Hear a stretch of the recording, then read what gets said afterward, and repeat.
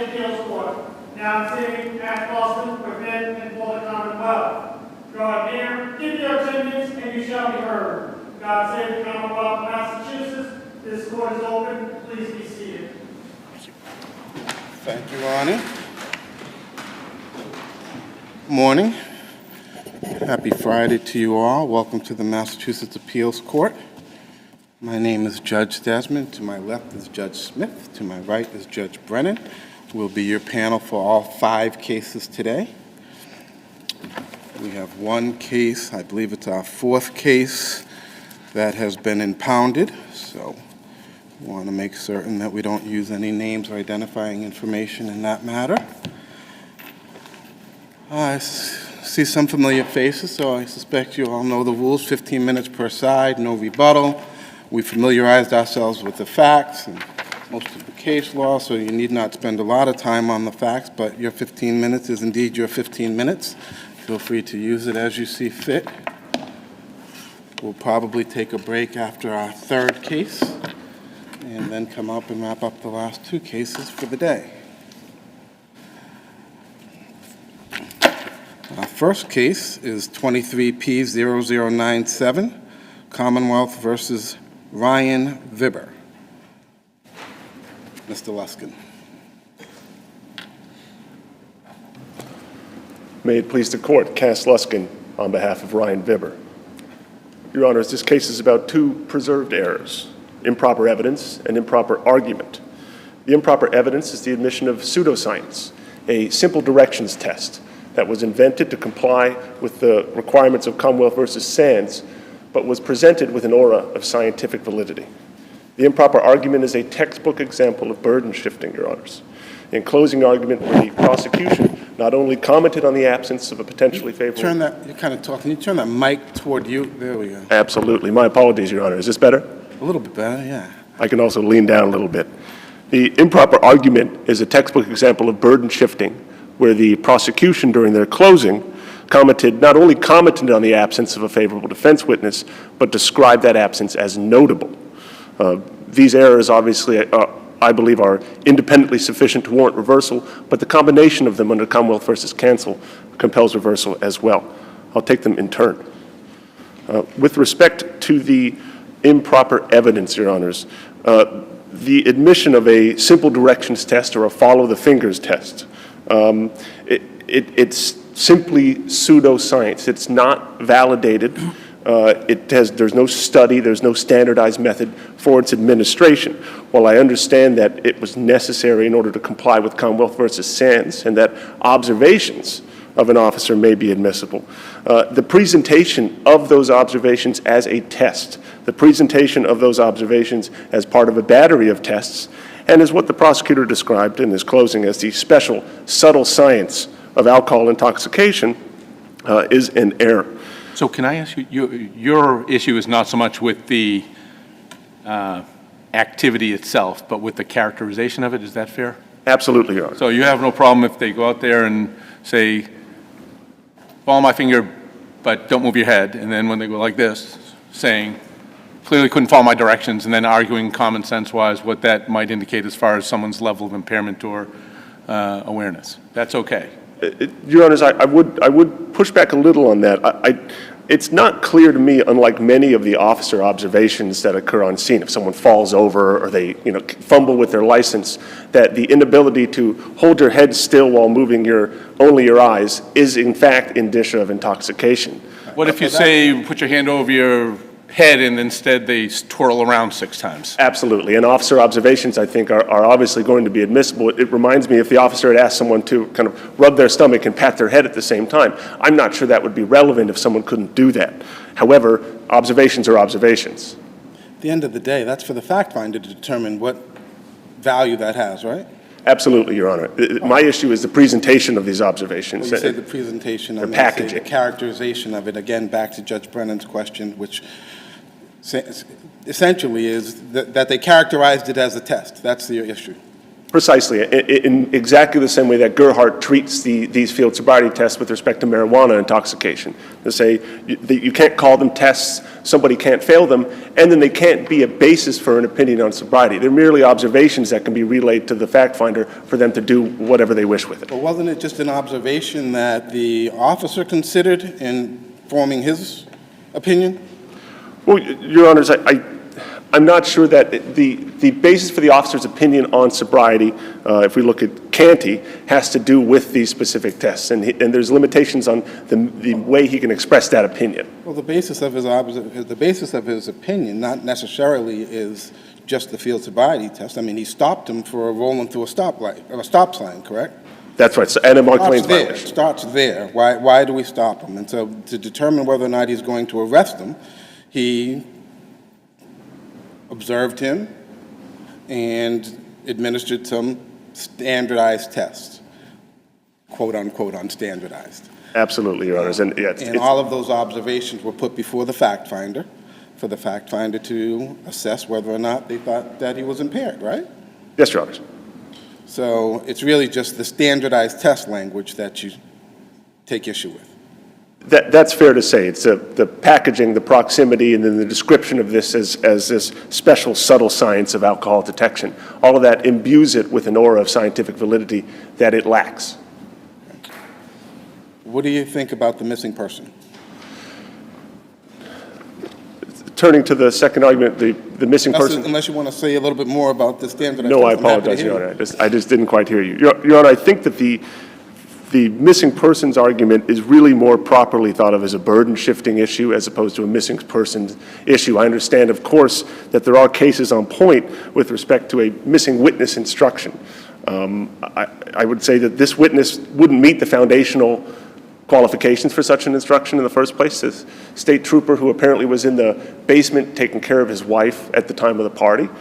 But more importantly, when it's being used kind of offensively by the Commonwealth against a defendant, it implicates a number of constitutional concerns. What about the discussion in sidebar? For better or for worse, you get 3 former trial judges here. So I think we've seen this once or twice, and a lawyer probably properly, politely doesn't object during the closing, comes afterwards and says, I'd like a curative instruction. And the judge says, well, are you sure you want that because maybe it's going to draw attention? DA says, well, fine by me. Lawyer says, on second thought, and I'm paraphrasing, maybe not. How is that preserving an issue? I mean, the lawyer could have easily said, well, you know what, I understand what you're saying, Judge, but I want an instruction. And in that case, it seems to me from context reading that transcript, the judge would have been fine with giving the instruction. So what am I missing here? Well, Your Honor, I would suggest that perfection is not the standard by which we should measure the adequacy of an objection, and I would point the court towards the facts in Commonwealth versus Cancel, which is extremely similar to this. There was an objection that was lodged after closing. It was based on improper argument, and the defense counsel kind of affirmatively declined a curative instruction in this case, but perhaps more so even than happened in the instant manner, and that was deemed preserved. There's a subset of errors that obviously can't be fixed through instruction. You can't always unring the bell. NAAMIC collects a number of cases, but I think cases with a particular constitutional dimension, as opposed to an evidentiary issue or something more simple, can't necessarily be fixed either by a special instruction or a general instruction. And that, to me, obviously reading into the transcript a little bit, seems to be what everybody agreed upon, including the Commonwealth. I mean, everyone kind of said, if we say anything about this, we're going to make it worse. We're going to compound this error, so let's say nothing at all. So, I mean, arguably that's how it unfolded. I'm not so certain, though, okay? Defense trial counsel asked for sidebar, said, not looking for a missing witness, but I'd like a curative instruction. And so the judge took a run at a curative instruction, and they thought, well, no, maybe that draws too much attention to it. So the prosecutor took a run at a curative instruction and said, well, hey, point to both of us so as not to draw it just to one side. And they said, I'm not sure that that fits either. And so the court said, well, maybe it's best that we say nothing. And the defense counsel said, okay. So what more should the judge have done? Your Honor, I'm not certain that, I understand that the court's position in this case was that the best outcome was to say nothing at all.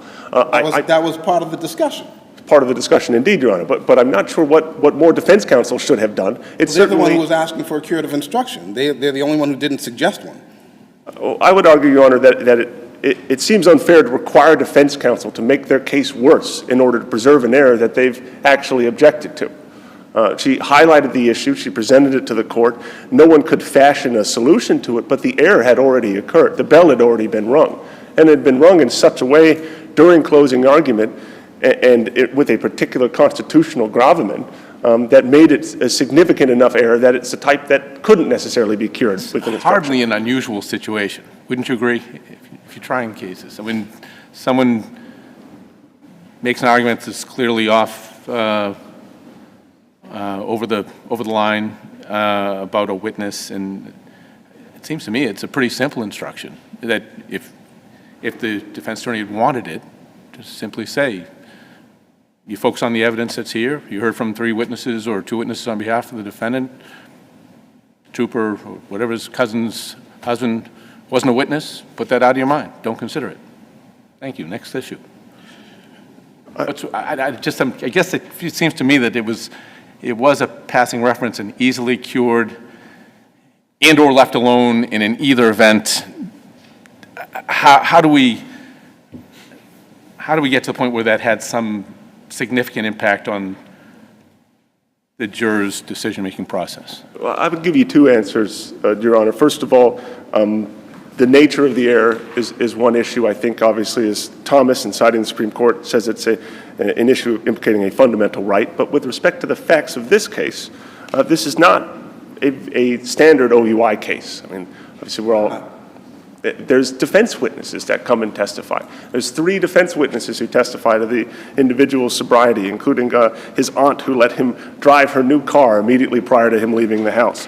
And so in those circumstances, when you have 3 citizen defense witnesses who testify, calling the attention to someone with particular, he's a state trooper, he's going to have a special reliability, a special ability in front of the jury. So now I'm going to push back a little bit, because you say 3 citizens. I mean, these were family members? Yes, Your Honor. Okay, so let's start there. 3 family members who he was at a party, I think it was a birthday party, for several hours. I mean, would you agree that the trooper who was the husband of one of the family members, I forget exactly whether it was his aunt or his sister, whoever, was kind of the elephant in the room? I mean, if you look at the video, he repeatedly is saying, I'm coming from my cousin, the trooper's house. I just left my trooper's house. I'm not really sure why I'm here.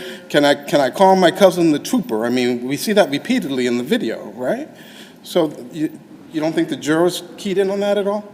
I think that they did key in on it. I think that's part of the issue. It's the Commonwealth who admits the booking video. It's the Commonwealth who extracts testimony about the homeowner and the nature of the fact that the homeowner is a state trooper from one of the defense witnesses. The defense never put this forward at all. But none of that was objected to, right? Well, the booking, there was a series of objections regarding the booking video, but I believe the court's right. That specific issue was not objected to.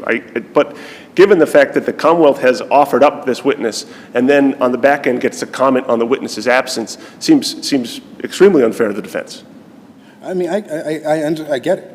Certainly better left unsaid, for sure. It was, I think, the last sentence of his closing, I believe it was. So that's the last thing that the jurors probably heard before he sat down. So I get it. Strong case for the Commonwealth, do you think? Not at all, Your Honors. Why not? Well, did he pass any field sobriety tests or any standardized tests or any of the tests? No, he did not. In the testimony of the officer is that he failed. He could not complete as administered the follow the finger or whatever, the directions test they did, and the other 2 tests. So we have an admission to drinking at a family party for several hours with a, seems like uncontested motor vehicle violation that he ran the stop sign, failed all of the tests. Why is that not a strong case? Well, Your Honors, I would compare it, I think it's best viewed in comparison to other OUI cases. There's no accident, there's no chemical test, there's no gross deviation from motor functions, he's not falling over, specifically with respect to the standardized field sobriety tests. It's a reasonably borderline performance on these tests. He took too many steps on the walk and turn. He stepped off line 2 or 3 times. He had a bad turn, but he wasn't stumbling. He didn't trip and fall. This is not a huge failure. He failed on points. With respect to the one-leg stand, if my memory's correct, he was able to balance for the requisite 30 seconds. His foot was a little bit too high and he used his arms for balance. This is another situation where these are borderline performances. You agree that you don't have to be falling down drunk to be driving impaired? Absolutely, Your Honor. But with respect to strong cases versus weak cases, I think a borderline performance on a field sobriety test is relevant, and that's what we have here. The traffic violations, there's a marked lanes in addition to a stop sign violation.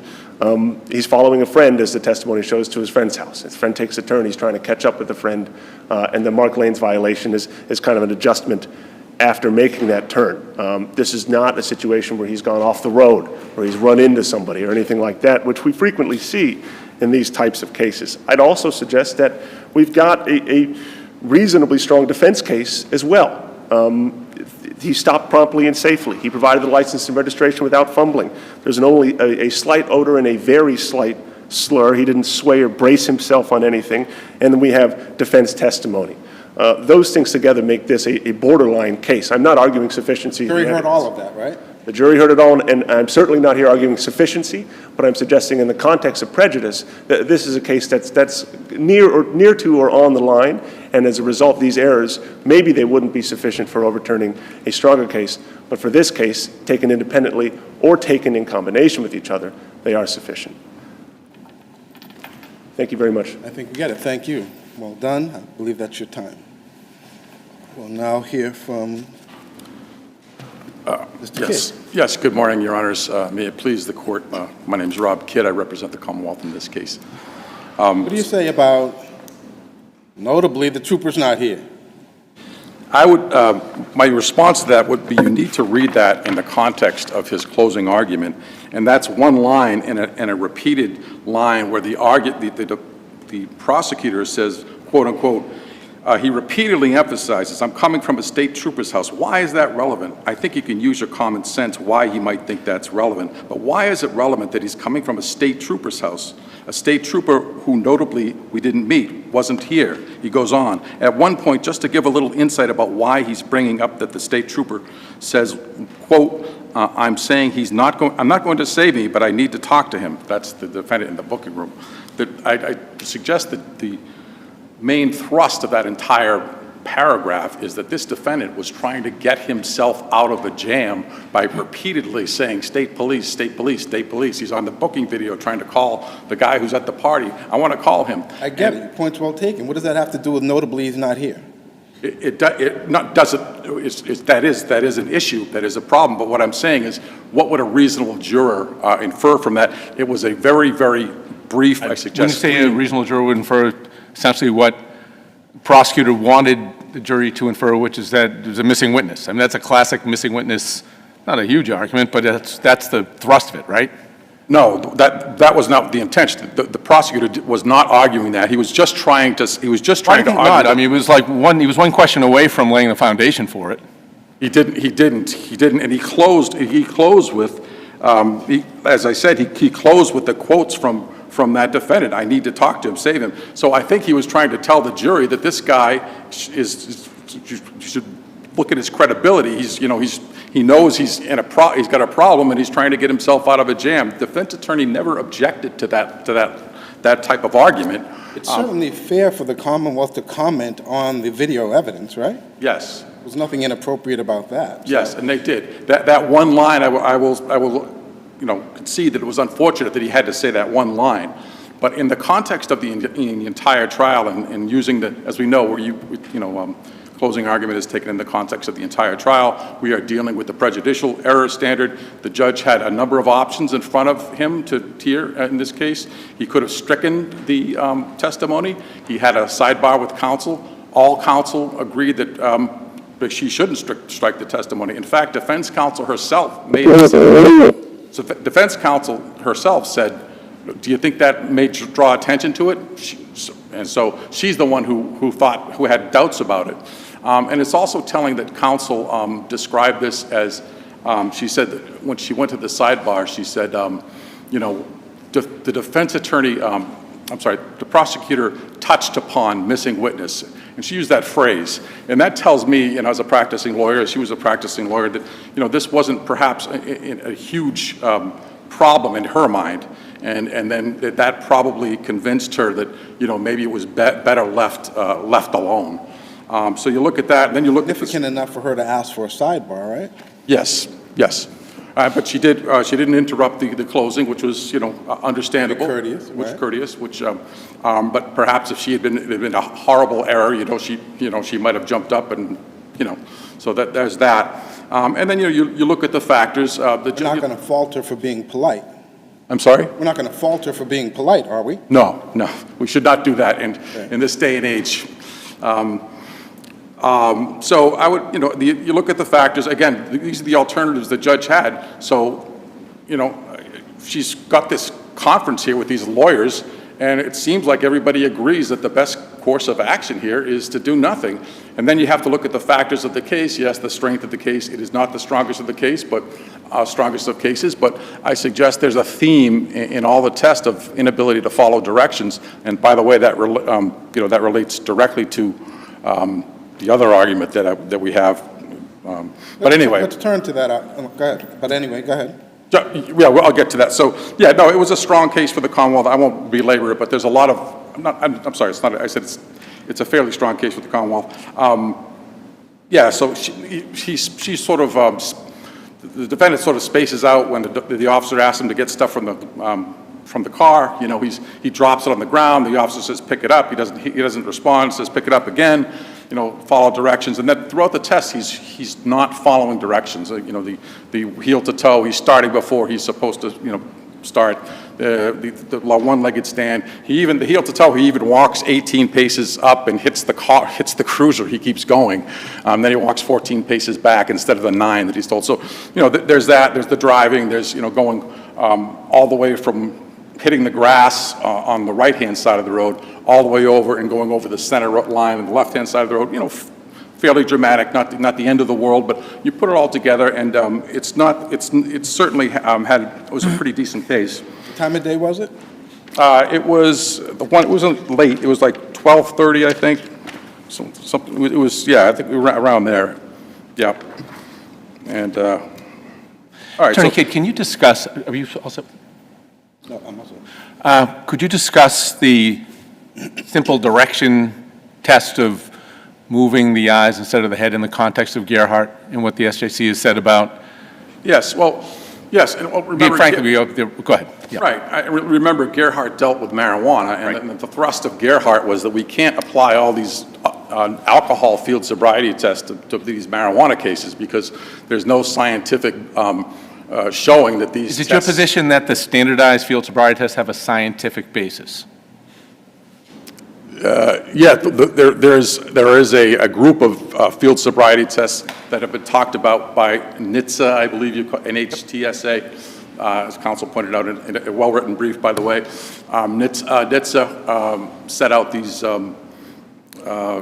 several tests that they believe are reliable, and the nystagmus gaze test is one of them, yes. Well, he didn't give, he gave the HGN, but it wasn't right. testified to as an HGN, no, fair? No. And so we turned it into the directions test. Yeah. Follow the pen without moving your head, and then he moved his head. Okay, so my question again is, in the context of Gerhardt, are we turning that into, first of all, is it your position that field sobriety tests, again, the ones that are taken from the manual, the ones that are standardized, are somehow scientific? Do you call it, is it science, is it pseudoscience, is it just common sense? Where is it on that spectrum?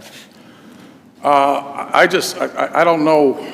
Well, the only way I can answer the question is just I think that studies have been done, is my understanding, that studies have been done on those particular tests and that there is a correlation between those particular tests and a defendant's coordination, balance, ability to drive, and so forth. That's right. So, yeah. And it didn't happen here, but I suppose in a sense it did. What do we do then when a police officer just makes up their own test, for better or for worse? And sometimes you see it. Sometimes they say, instead of doing the alphabet, start with G and go to P, or go backwards counting, or I mean, none of which are necessarily standardized, but may have the same value or not. But correct. I know that happens in trials, and able defense counsels ask the officer, is that one of the tests that's a standardized test? No, it's not. So that gets in front of the jury. That should, and as we know these days, I did it for many years on this side. The counsel gets the training book from the training academy, and has all of the training that that the officer had. So. And do we think that when the prosecutor argues that the officer is training in the special, subtle science of alcohol intoxication, that then it's imbuing these tests with some level of scientific basis that doesn't really exist? Again, it was a very brief comment. Sure, I mean, yeah, it was. I mean, so that particular phrase, perhaps better not. Perhaps, perhaps. But you look at that again in the context of the argument. When he actually got to the tests, as I said in my brief, the prosecutor, went through 5 different factors that he wanted the jury to consider. One of those factors was the field sobriety test as a whole. And then when mentioning this test or this, whatever you Since want we to appear to be knocking the prosecutor, actually it's a pretty effective argument, the way he laid it out there with he really did. Nice job in that sense. So let me ask you this. At the end of the day, we have a case that you characterize as not the strongest case in the world. We have a statement that would have better been unsaid with respect to the characterization of the field sobriety test. We have a statement that would have been better left unsaid with respect to the missing witness. So what are we supposed to do with all that? I think you need to look at it in the entire context of the trial. Going back to these field sobriety tests, it was a very minor part of the. But collectively. Those two get together don't equal reversal in my mind in these particular facts, in these particular circumstances.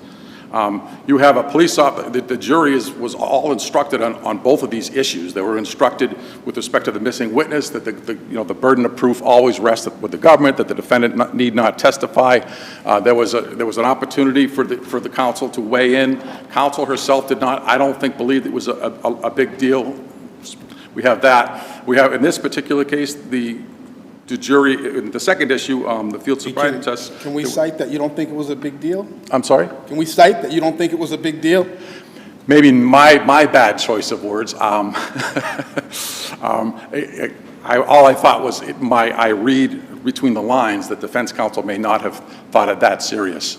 As far as instructions, the jury was instructed on a field sobriety test. They were instructed that field sobriety tests are one piece of evidence. They don't need to be followed and so on and so forth. The officer, when he testified to this simple directions test, never imbued it with any scientific reliability.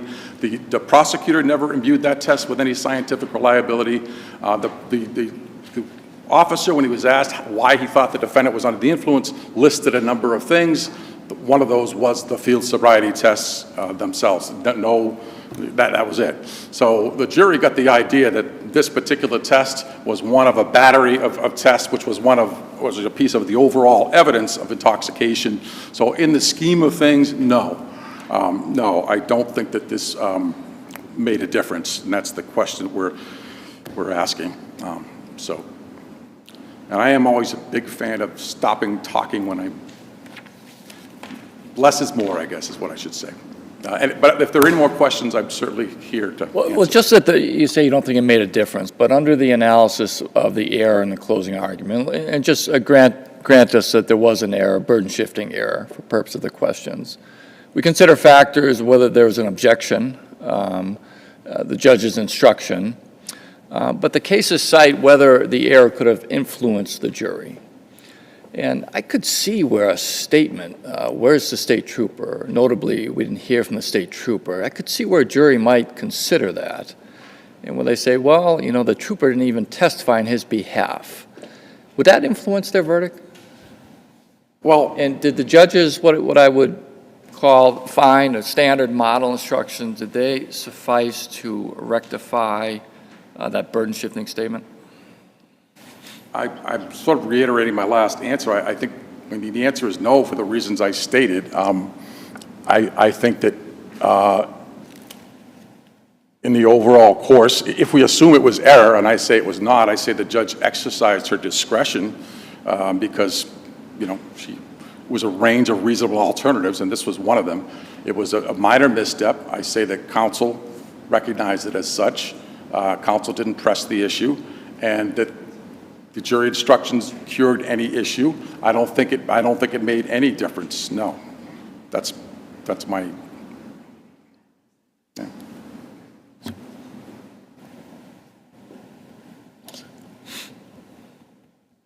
So I'm sorry, if there are no further questions, I will rest on my brief, as we say. Thank you. Thank you. Hearing none, the matter is submitted. Thank you both. Very well done on both sides. Thank you. Our next matter is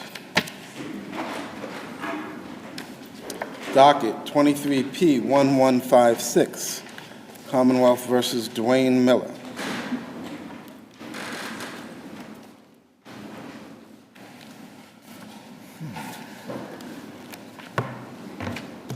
Attorney Peterson for Mr. Miller.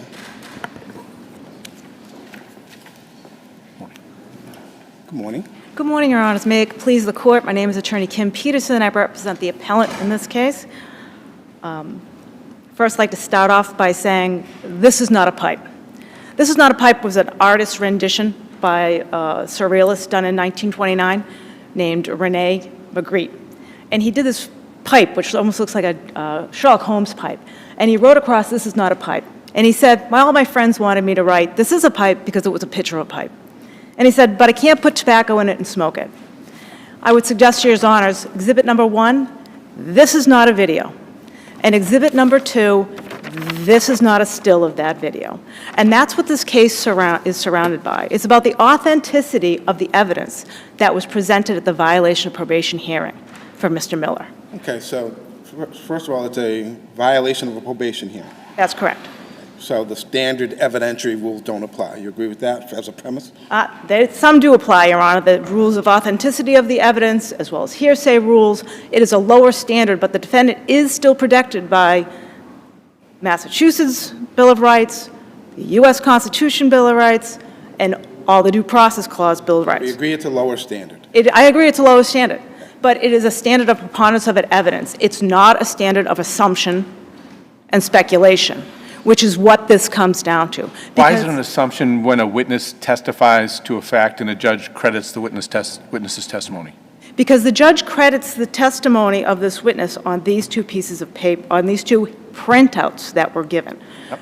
These were not validated in any way except by the testimony of AG, who we will call for the sake of... Wait, well, except for. That's a kind of a big except for, it seems to me. There's nothing to authenticate these, in fact, documents. The only authentication...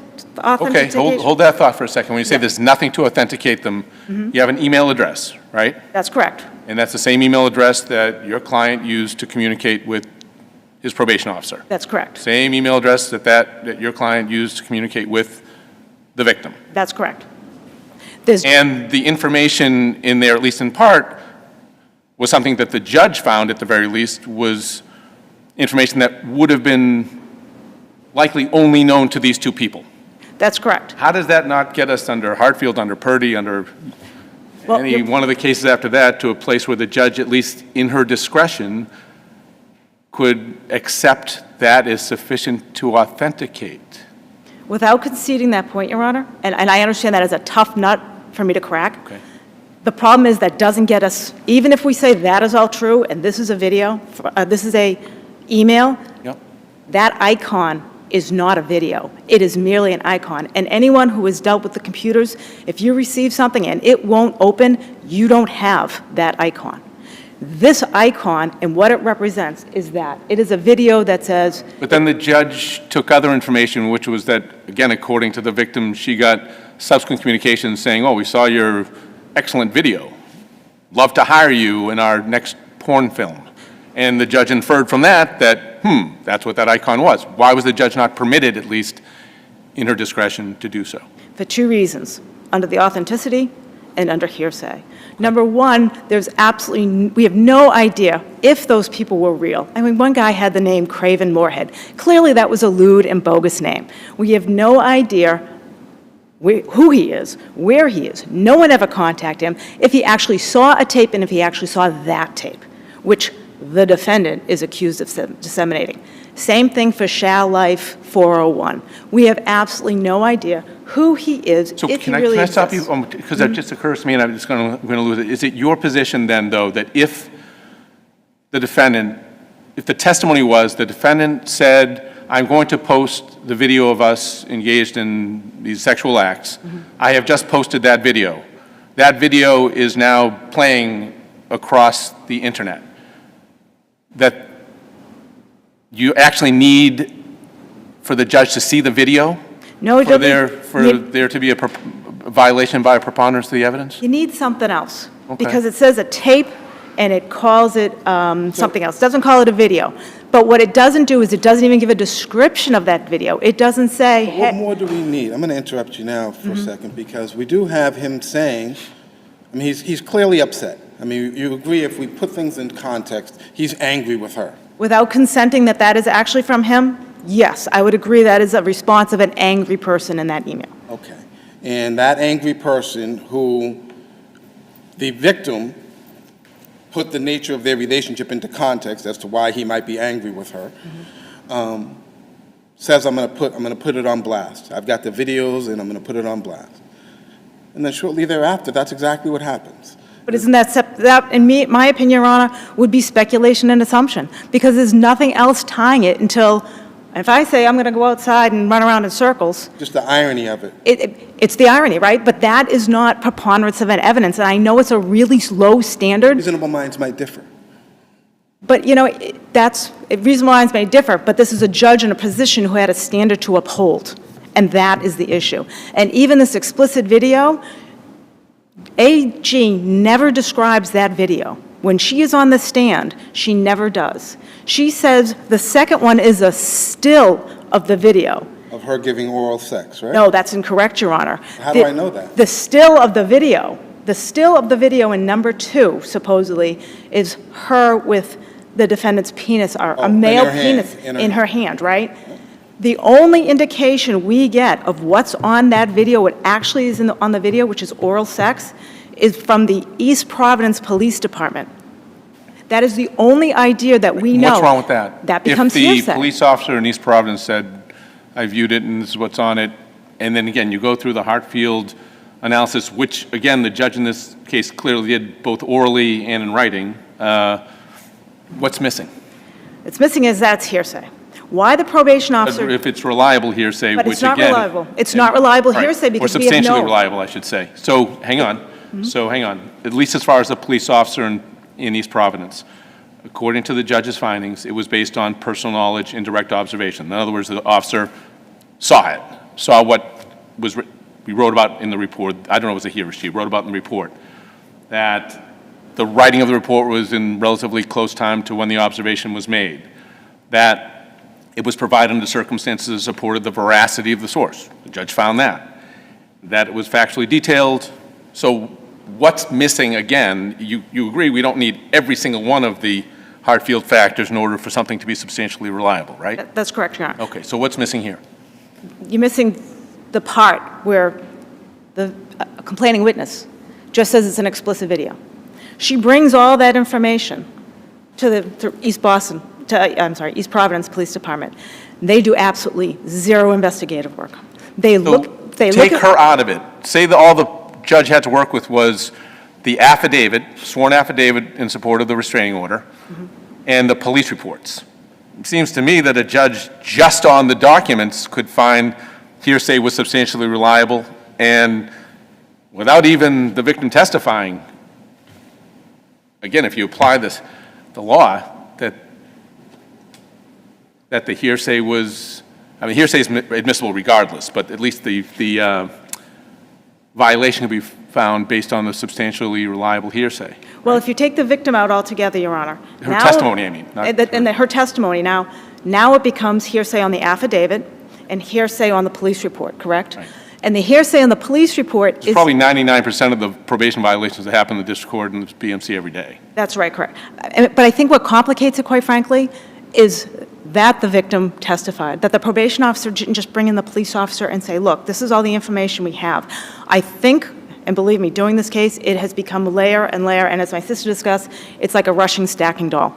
This case has become what connects to what for the judge to find this. The police report becomes a regurgitation of what the victim has told him.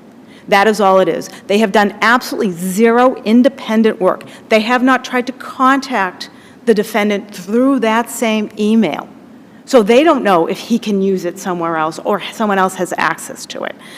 They do not know the CM character. They tried to contact him once with negative results. The phone numbers that they have from Mr. Miller, none of them work. And then we get the Facebook, which is a completely all new can of worms, because that's inherently unreliable. With the pictures, with her name, with what date it was created, we have absolutely no idea where that comes from. So Justice Hinkle in the district court gets all this stuff and makes it into a web of things. And again, this is not a video. This is a smudge. The police officer down in East Providence never even said, I saw a still, and this is what that was on the still. Because what's on the video is completely different to what the victim testifies is on the still. What does the police officer say that he saw? No, not the still. What on the does video. he say that he saw? It said it saw who he identified as AG performing oral sex on a male. That's all he says. But he doesn't follow that up with, I tried to email this address and it came back to me, or anything. These are the lives of human beings. The judge was not supposed to just kind of check her common sense and life experience at the door and kind of parse out each little thing. She looks at this collectively, right? Is that how we approach these probation violation hearings? Absolutely. But we're still held to a standard of preponderance of evidence. And we can't go on, well, I assume it's And the preponderance this. of the evidence is certainly less than beyond a reasonable doubt. Oh, it's terribly low. It's terribly low standard, but it's still not assumption and speculation. And just said, I say I'm going to write an email, doesn't mean I actually do it. And I say I'm going to threaten someone to post something, doesn't mean I'm going to do it. You're going to write it, doesn't mean you actually do it. And then I get one 10 minutes later, I can't infer that you did?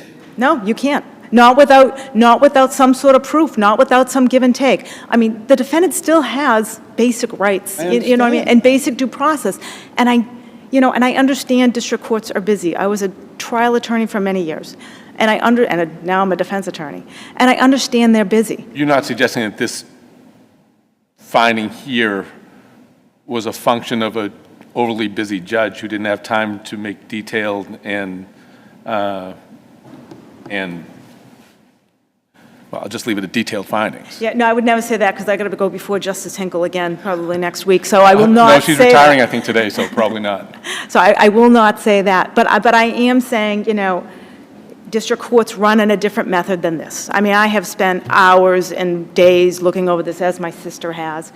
And it's easy for us to take a back seat and then look at this in a different way. But that's why we have the appeals court, because then we can sit here and we can parse out what standard should have been done. And Justice Hinkle is a good judge. I mean, I'm not going to say she is not. She is very thorough. But I think on this, the probation officer didn't give her enough. Did she consider all of these arguments? Your Honor, I don't think she did. The defense attorney did not object enough, in my opinion. That's why we only have that higher standard on the first email, which the video was allegedly attached to, and the rest of them are just substantial risk of miscarriage of justice. If I was the defense attorney, I would have argued much more. But again, it's Monday morning quarterbacking, in my opinion. There's no claim of an ineffective assistance. Right? I'm sorry, Your Honor? There's no claim of ineffective assistance. No, I don't think so, Your Honor. Nor did I make one below. I did not believe that this should have been that. It's such a low standard, quite frankly. I did not think. But I do think the defense attorney should have argued more. I think more should have been done to connect the dots and to show this judge what it wasn't, that the video, as the The victim just says this is the video. This is a video of an explicit on page 9. That's it. It's explicit. And then she says the still is something that the police officer doesn't testify is on the video. So is there more to the theory other than they didn't prove it, or is it she's manipulating the system, the victim's manipulating the system and sending these things to herself? Or is it just ironic that the floodgates of the social media stuff happened to come right after he announced that he was going to do just that? I mean, where are we with that? Judge, I don't think I have to argue that. I don't think I have to answer that, quite frankly. You know, I'm not going to, you know, I've been in district court. It's been a long time. A lot of crazy stuff happens in district court. Listen, I was a BMC judge for a long time. I mean, I full well know what happens Yeah. in district court. So, you know, that stuff I'm not going to get into, because I don't think that's relevant to this argument. I think it's a preponderance of the evidence standard, and I don't think it was met here, Your Honor, and I would respectfully ask that this be reversed. And if you have no further questions? Hearing none, Thank you. thank you very much. Ms. Horn, Attorney Horn. Good morning, Your Honor. May it please the Court, Megan Horn, Assistant District Attorney for Middlesex, appearing on behalf of the Commonwealth. The hearing judge did not abuse her discretion in revoking the defendant's probation for 2 reasons. She properly found that the 3 emails and the Facebook profile containing explicit material of the victim, which only the defendant had access to, as well as the Instagram direct message and the text messages establishing that the defendant had distributed this explicit material, were properly authenticated. And she also properly relied on both non-hearsay and substantially reliable hearsay evidence that was reinforced by the testimony of the victim. And starting with that authentication. What explicit material are we referring to? Because I've heard there is none to be seen. There were 2 items of explicit material, but only one appeared in the record. That was the still of the victim that appeared on the Facebook profile that depicted the victim holding the defendant's penis. And in that still, at least the version that I had, can you make out what's going on in that still? I mean, can you see who's who in there? It's admittedly difficult to decipher, but I can see that she does appear to be holding the defendant's penis, and the judge actually herself made findings that, she also admitted it was difficult to see, but she made findings that the victim did appear to be holding a penis in the image. Starting with that authentication point, though, I won't spend too much time on the 3 emails. Those are very clear that those have been sufficiently authenticated, as those came from the defendant's email address. The victim testified that she had communicated with the defendant at that email address, and there were emails between the probation officer and the defendant at that email address that were introduced alongside it. Further, per the victim's testimony, that first email and the second email contained explicit material that she observed when she received it. What about the Instagram DM and the Twitter, now X, message? What do we do with those? Yes, moving on to those, I believe that it was an Instagram direct messages and actually text messages that she had received. And the point of those isn't that she had received them from any specific person, but rather that there's circumstantial evidence that the defendant had distributed this explicit material. So really who sent them to her is besides the point. She had testified that she didn't know who sent them. Bring this back to the standard. The standard for authentication is that the item is, by preponderance of the evidence, what the proponent claims it to be. And here the proponent is simply Here the proponent is simply claiming these to be messages received by the defendant from someone claiming that they had seen this explicit material of her. And for that purpose, the timing and the content of the messages is sufficient to authenticate them. Moving on to the Facebook profile, I know my sister had raised several arguments as to this Facebook profile. Again, the Facebook profile contained multiple images of the victim. Bringing it back to that still, the victim had testified that only the defendant had access to that explicit still of the victim. And further, there was an image of the victim taken from a FaceTime call that only the defendant and the victim were on. So let me ask you the same question that I asked Attorney Peterson, which is, take the victim's testimony out of it completely. And all you have then is the East Providence police report, the affidavit in support of the restraining order, the criminal complaint that issued in East Providence, just the documents. Would that have been enough for the judge to have found by a preponderance of the evidence that the defendant violated his probation? Yes, that's certainly enough. Consider what's actually in the report. Now tell me why. So what's in the reports is the officer here spoke to the victim, got the information from the victim that she had received these threats from the defendant, threatening to release the video. She actually showed the officer the first email and the attached video. The officer viewed the video himself. He put in the report that it was the victim depicting oral sex on a man. She also told the officer that she had received these messages from someone she didn't know, claiming to have seen the video. I believe this was specifically in reference to the text messages. And then she later came in and told the officer about the Facebook page when she had made the discovery. That on its own would be sufficient to revoke the defendant's probation, even if the victim had not testified. But here she did. There's no doubt that this is sufficient to revoke the defendant's probation. Defendant testified too, right? The defendant did testify as well. Okay. But as I recall it, Judge Hinkle discredited him, or implicitly at least didn't credit his testimony. Is that fair? She did not make any explicit findings as to the defendant's testimony, but she implicitly did not credit his testimony. He largely testified that he had given his credentials to the victim. He didn't know about any of this. He implicitly did not credit it. I did just want to touch a little bit on many of these hearsay points. I think the most important point here is that hearsay is admissible at these hearings. It's really an issue of whether the hearsay is substantially reliable enough to be relied on by the judge.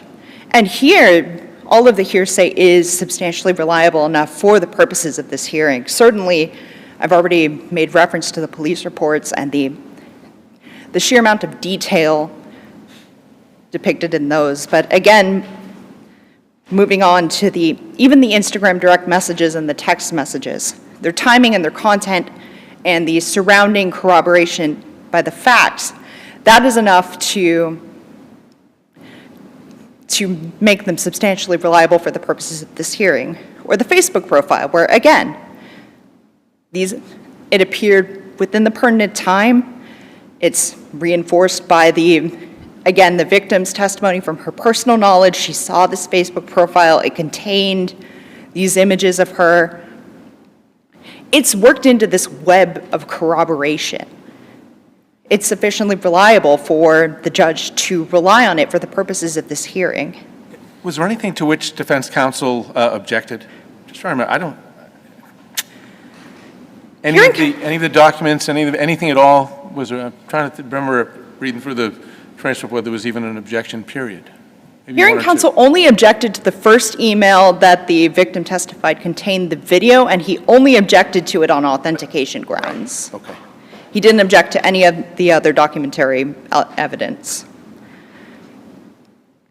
And just for the purposes of the 3 emails, those actually aren't hearsay. That would, again, pursuant to our discussion of authentication, those are statements of a party opponent.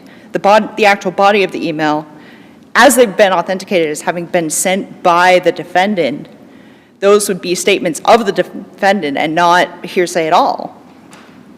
I know my sister has raised arguments as to the icon depicting the video itself, but besides the point, the victim has testified that she observed the video attached to the email with her own eyes, and the judge has credited her testimony for that purpose, and her testimony generally.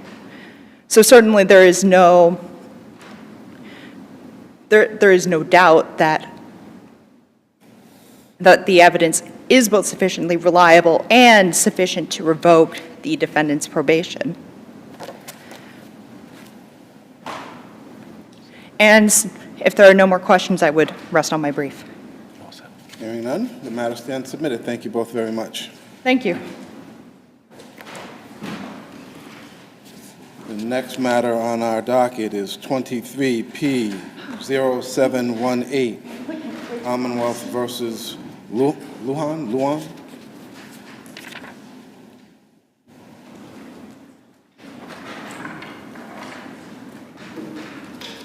Mr. Levin? Morning. Just give me a moment to tee it up.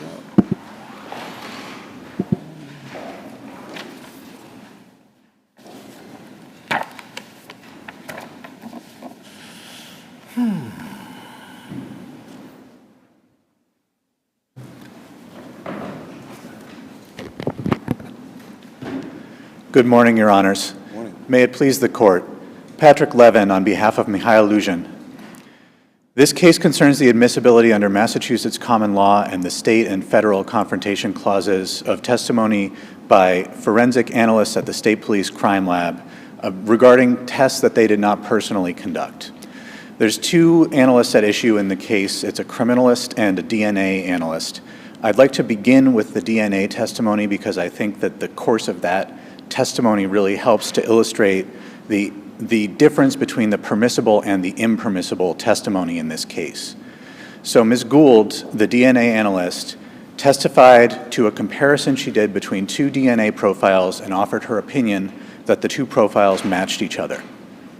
That is an admissible expert opinion, and the defense counsel did not object to it. So far, so good. So far, so good. Now, the reason that that opinion is so significant to the case is where did those two profiles come from? And so the Commonwealth presented evidence that one comes from the defendant's saliva sample and one comes from the vaginal swabs in the alleged victim's rape kit. As to the defendant's saliva sample, we have live testimony from a police officer that he collected the sample. Then we have a stipulation that the sample was then brought to the crime lab and that DNA analyst Kim Bonner developed the DNA profile from that sample. As to the rape kit, we have live testimony from the nurse concerning the examination that she conducted, that she collects 5 sets of swabs, including the vaginal swabs as well as most relevant here, an external genital swab. Then we have a stipulation that the rape kit is brought to the State Police Crime Lab, and that we have the case jacket from the crime lab is also stipulated to, which shows that the criminalistics unit receives all 5 swabs and forwards 3 of the swabs, including both the vaginal swab and the external genital swab, to the DNA unit for analysis. That's all part of the stipulation. That's all part of the stipulation. At that point, we have a lacuna in the admissible evidence. Because Ms. Gould did not develop the DNA sample, she has no personal knowledge of which of those 2 swabs it was generated from. Except that they're marked, they're labeled, right?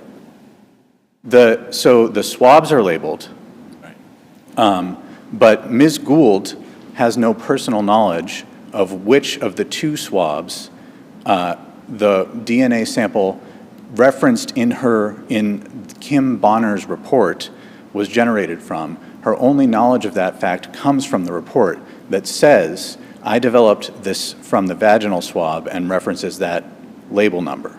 So is it your position then, Attorney Levin, that in this case, effectively, it would have been impossible for a substitute chemist to have properly testified as to the DNA results? So she could Think of a different way to do it. So she could testify as to the DNA results. Right. We have sufficient evidence to prove that Mr. LUJAN's DNA was found in the rape kit. So I think there's sufficient evidence on the indecent assault and battery charge here. We don't have sufficient evidence about whether it came from the vaginal swab or the external genital swab.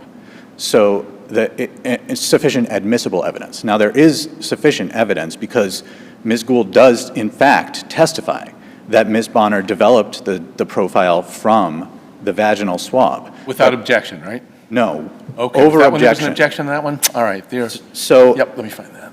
I want to be clear about what the objections were. Right. So the course of, you have to look at the whole course of the proceedings to really understand the objections to the DNA testimony. So during the pretrial arguments on the motion in lim, so the Commonwealth files a motion in limine to admit the substitute analysts. The motion calls the judge's attention to the relevant case law. And then defense counsel notes, these reports are testimonial hearsay. I don't know that I can object to Ms. Gould being called to testify. And of course he can't, because the case is made clear. She's allowed to testify about her opinion. But he says, what he says about the DNA analyst in particular is essentially that I don't want to concede up front that she is a proper witness, because until I try to cross-examine her, I don't know whether she will have sufficient knowledge under the SJC's cases, Granitor, Tassone, to be able to testify about the lab's, evidence handling, et cetera. That's essentially the thrust of what he says, but that, if she can come up and only knows the answers to the Commonwealth's questions and not to mine, then that's going to be a problem. Do you think at the end of the day she was the person to call pursuant to Granitor? So she was... Had the authority and the oversight to do that? She was a proper witness to call in this case in terms of her opinion. Okay. Yes. So under Granitor and under Tassone, you do need to have a witness. In order for the opinion to be admissible, you need to have a witness who knows about the particular crime lab at issue, and she does. So her opinion is admissible, again. And this is Gould you're referring to? Ms. Gould, yes. Oh, Gould. Ms. Gould, yes. So then, during the criminalist testimony, there's some objections during the course of the direct testimony, and then at the end of the testimony, he moves to strike. So I'm not going to argue right this second about the motion to strike, except to note that at the end of it, he says, what we have here is the exact same problem as in Melendez-Diaz. The only difference is, instead of introducing a piece of paper that has this testimonial hearsay on it, we're calling a witness to testify to it out loud. So now you have this Melendez-Diaz objection. Then Ms. Gould is the next witness. And at page 154 of the transcript, the prosecutor elicits that she's reviewed the file, she's reviewed Ms. Bonner's work, and he asks, do you have an opinion as to whether or not a profile is developed from the vaginal swabs? He asks for that opinion. At that point, defense counsel says, I object. It's the same objection as with the last witness. So that's the Melendez-Diaz objection. Okay. The judge overrules the objection. She continues to testify, and at the point where he asks her, okay, so you compared the vaginal swab profile to Mr. LUJAN's known sample, there's another objection. At that point, the prosecutor reminds defense counsel that they had stipulated to the known sample. Defense counsel withdraws that objection. And so he elicits a few more questions worth of foundation about how does the comparison work. And then he asks for the actual opinion regarding the comparison between the two swabs, and defense counsel says, at this point, I'm going to renew my objection about the vaginal swab sample. So let me circle back to my question from a few minutes ago, which is, what is missing here from your perspective? And under these circumstances, again, how could the Commonwealth find anyone, assuming that the chemist who did the test was literally not available? Right. How could you ever find a substitute chemist or a substitute witness to testify? So, what else could they have done? I don't know for sure the answer to that, because there's not a lot of detail elicited about what the evidence handling protocols at the lab actually are. You could imagine a situation where the way that they handle the evidence is such that each swab really is, goes along its own separate track and has a completely different report associated with it, et cetera, et cetera. We don't have any testimony like that here. And so all we have is Ms. Bonner receives all three samples, produces some kind of reports that Ms. Gould says she's reviewed. And then Ms. Gould is allowed to testify the sample that this profile comes from is the vaginal swab sample. That's not allowed. Now, I want to compare this testimony to the testimony at issue in Williams versus Illinois. So far, everything that you said, was that put before the jury? I'm sorry? So far, everything that you've articulated to us about the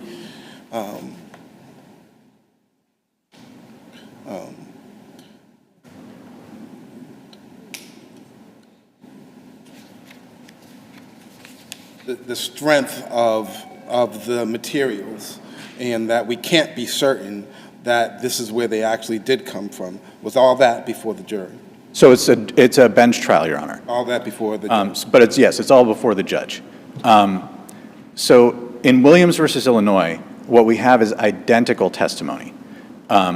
There's a testifying analyst who, and there's, she personally developed the known sample in that case, and then the other sample is sent to Cellmark.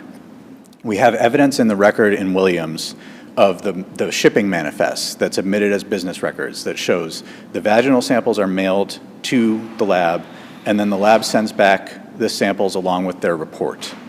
And the witness testifies, I compared the known sample that I developed to the samples that Cellmark developed from the victim's vaginal swabs.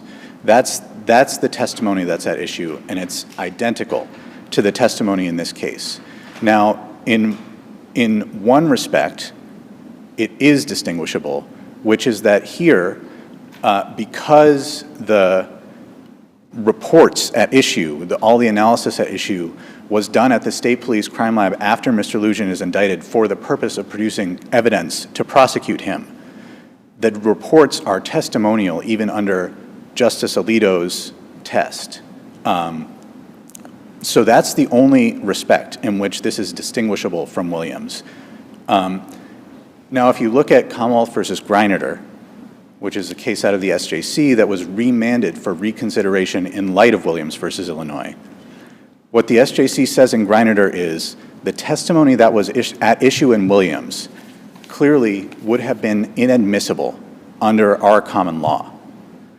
That disposes of this issue. It's the same exact testimony. It's inadmissible under our common law because— That's footnote 15 you're referring to in Greinider, right? So it's in several places in Greinider. The clearest articulation of it is at page 592. The expert witness's testimony in Williams that implicated the DNA test results of a non-testifying analyst would have been improper under longstanding Massachusetts law. And so that's, in my view, that's the beginning and the end of this case on the merits of whether this witness is allowed to testify about how the DNA profile was derived, given that she did not do it herself or witness it being done. The Commonwealth's brief cites to a number of Massachusetts cases in which superficially similar testimony appears to be endorsed. The issue in all of those cases was the admissibility of the expert's opinion. In none of those cases did the defendant challenge the type of testimony that's at issue here. The question there in all of these cases is this expert allowed to testify to her own independent opinion about this evidence, and can that expert be adequately cross-examined about that opinion? But here, that's not the issue. So if the judge simply took the opinion, so if we didn't have any of the, Right. usually that's how it's supposed to go. Yeah. And we assume that the judge instructed himself properly to disregard anything that should not be considering, then why could not just the opinion stand on its own, and why does that not get the Commonwealth where they need to be? Well, we know that the judge didn't instruct himself correctly because he overruled all the objections to the inadmissible testimony.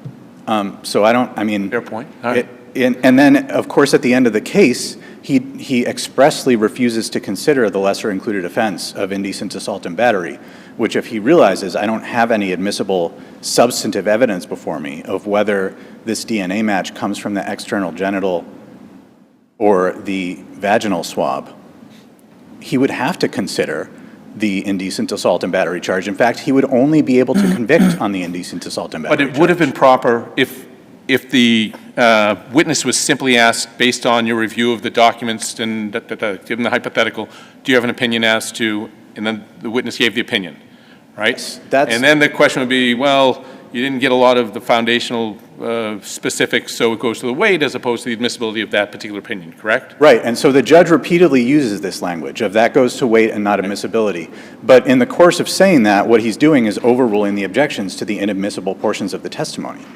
So we know he doesn't actually understand the way in which, what we mean when we're talking about this kind of evidence and how it only goes to the weight. It goes to the weight of the opinion, but the way in which it goes to the weight of the opinion is that the opinion is not very weighty if there's no other testimony admitted besides the opinion. And that's all that's admissible, of course. And that's clear under the cases. I see that my time has expired, so if there are no further questions from the bench. I do have some further questions about the analyst Waite's testimony. Yes, Your Honor. In the Commonwealth, well, we'll actually start from the beginning. From my reading of the transcript, she seemed to initially just confirm what the prior analyst had done. She's literally testifying based on my review of Ms. Cronin's report. It appears to me that she followed all of the proper lab protocols and she conducted this screening test properly on the vaginal swabs and that the result of the test is positive. That's her testimony. This is straightforwardly inadmissible under Bull Cumming versus New Mexico. They conclude, though, and we'll hear from the Commonwealth in a moment, with her testimony about the card, that she independently reviewed the card. Right. And she can form an opinion based on her review of that card, an independent opinion. How do you respond to that? So what I say is that that's not an admissible expert opinion because it doesn't require an independent exercise of judgment and expertise. That what they should have done, perhaps, is actually bring in the card and mark it as an exhibit and put it in front of the fact finder. The fact finder can look at it and see if there's 1 line or 2 lines on it. Similar to an analysis of the weight and the Exactly, in cases like Munoz and Grady. But then they need an explanation as to what 1 line versus 2 line means. Sure, we need that explanation, but once we have that explanation, she doesn't have any expert testimony to offer. Then the meaning of 1 Right. line versus 2 line in the context of a... Exactly, and she also testifies that that various other substances cause the positive result. She has no idea what the false net positive rate is of the test, et cetera. But the ultimate conclusion that she gives based on her viewing of the card is not an admissible expert opinion. We ask that you reverse Mr. Lujan's conviction and remand for a new trial at which he's able to confront the witnesses against him. Thank you. Thank you.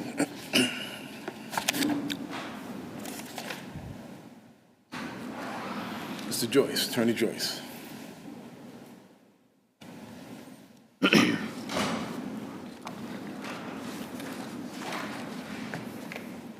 Good morning, Your Honors. May it please the Court, ADA William Joyce on behalf of the Commonwealth. Before I begin, I'd just like to briefly acknowledge the family of the victim who is observing the proceedings via the live stream. The victim herself passed away before trial. I'd like to begin, Justice Smith, with your point about the distinction of Ms. Waite's testimony. There's really sort of almost a bifurcation of her ability to testify.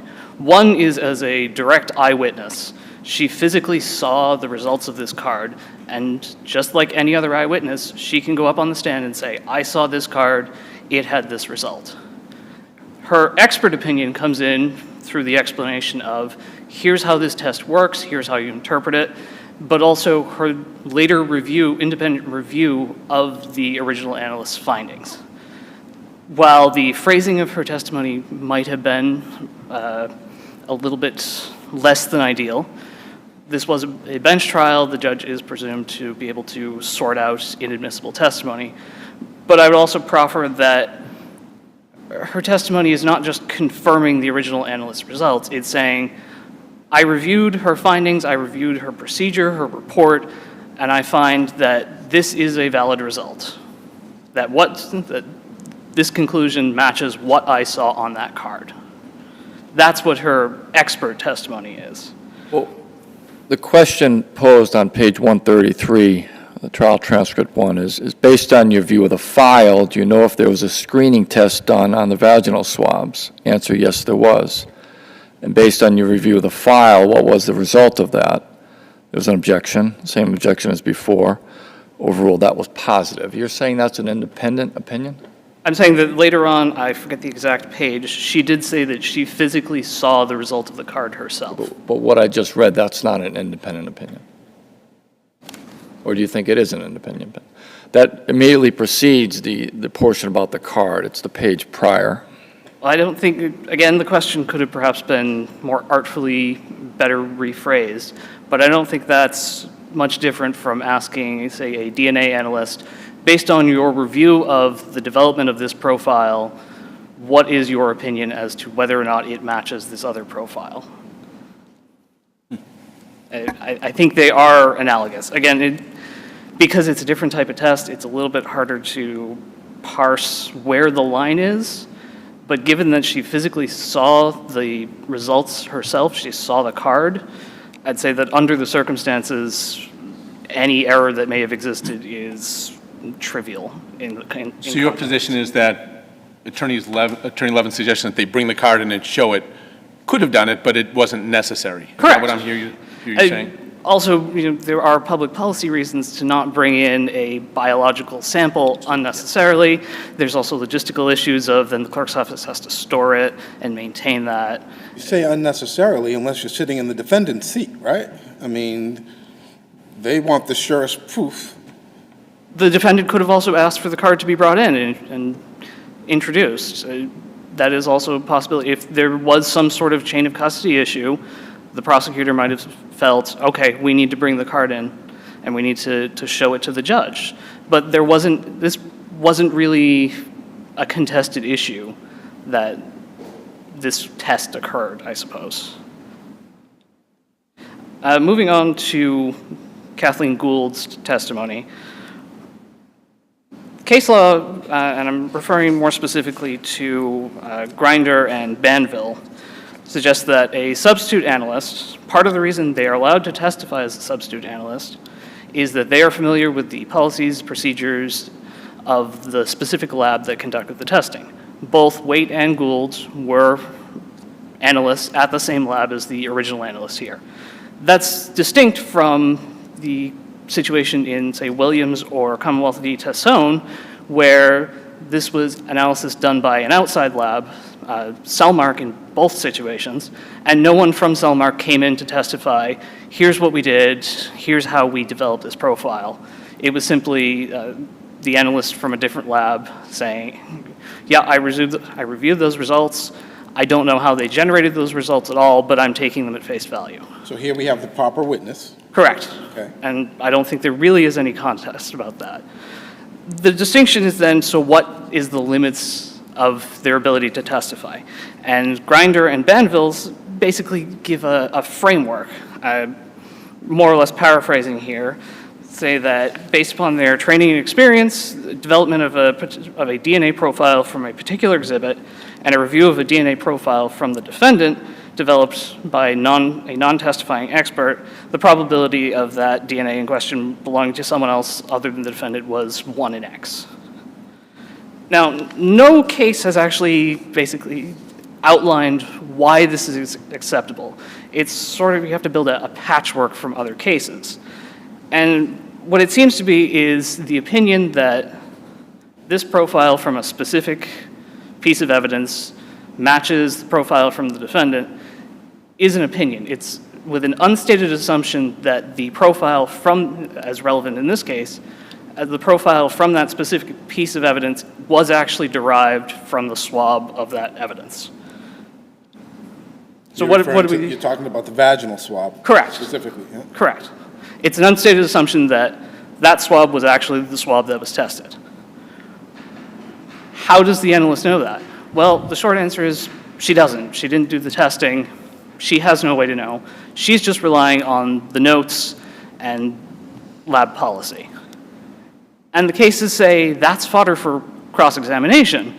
And in your position, as I understand it, is that is literally how all of these work. Correct. Because the substitute analyst would, again, quite clearly have no way of knowing, because if they were the person who did it, they'd be there and they could testify to what they did or what they saw. Well, I don't want to say in all cases. Right. There may be cases where the analyst does go and they look at the actual item, they look at the actual swab. And again, the best case in a perfect world, we'd go redo the testing and put that analyst on the stand, but we don't live in a perfect world, and there are limitations for resources and testing. But it's often not an issue what's being compared, correct? It can be. It wasn't an issue in Williams. There's really no doubt of what the sample was. I believe so. I'm working a little bit off my memory. The problem is a lot of these cases have very similar details, so keeping them straight in my head is a little difficult. Well, in this case, though, there were samples that came back negative. Correct. The external, correct? Correct. The And external and the oral. how would, getting back to Justice Brennan's initial question to your brother, how would the Commonwealth, how else could they have established that the swab, the vaginal swab, was positive?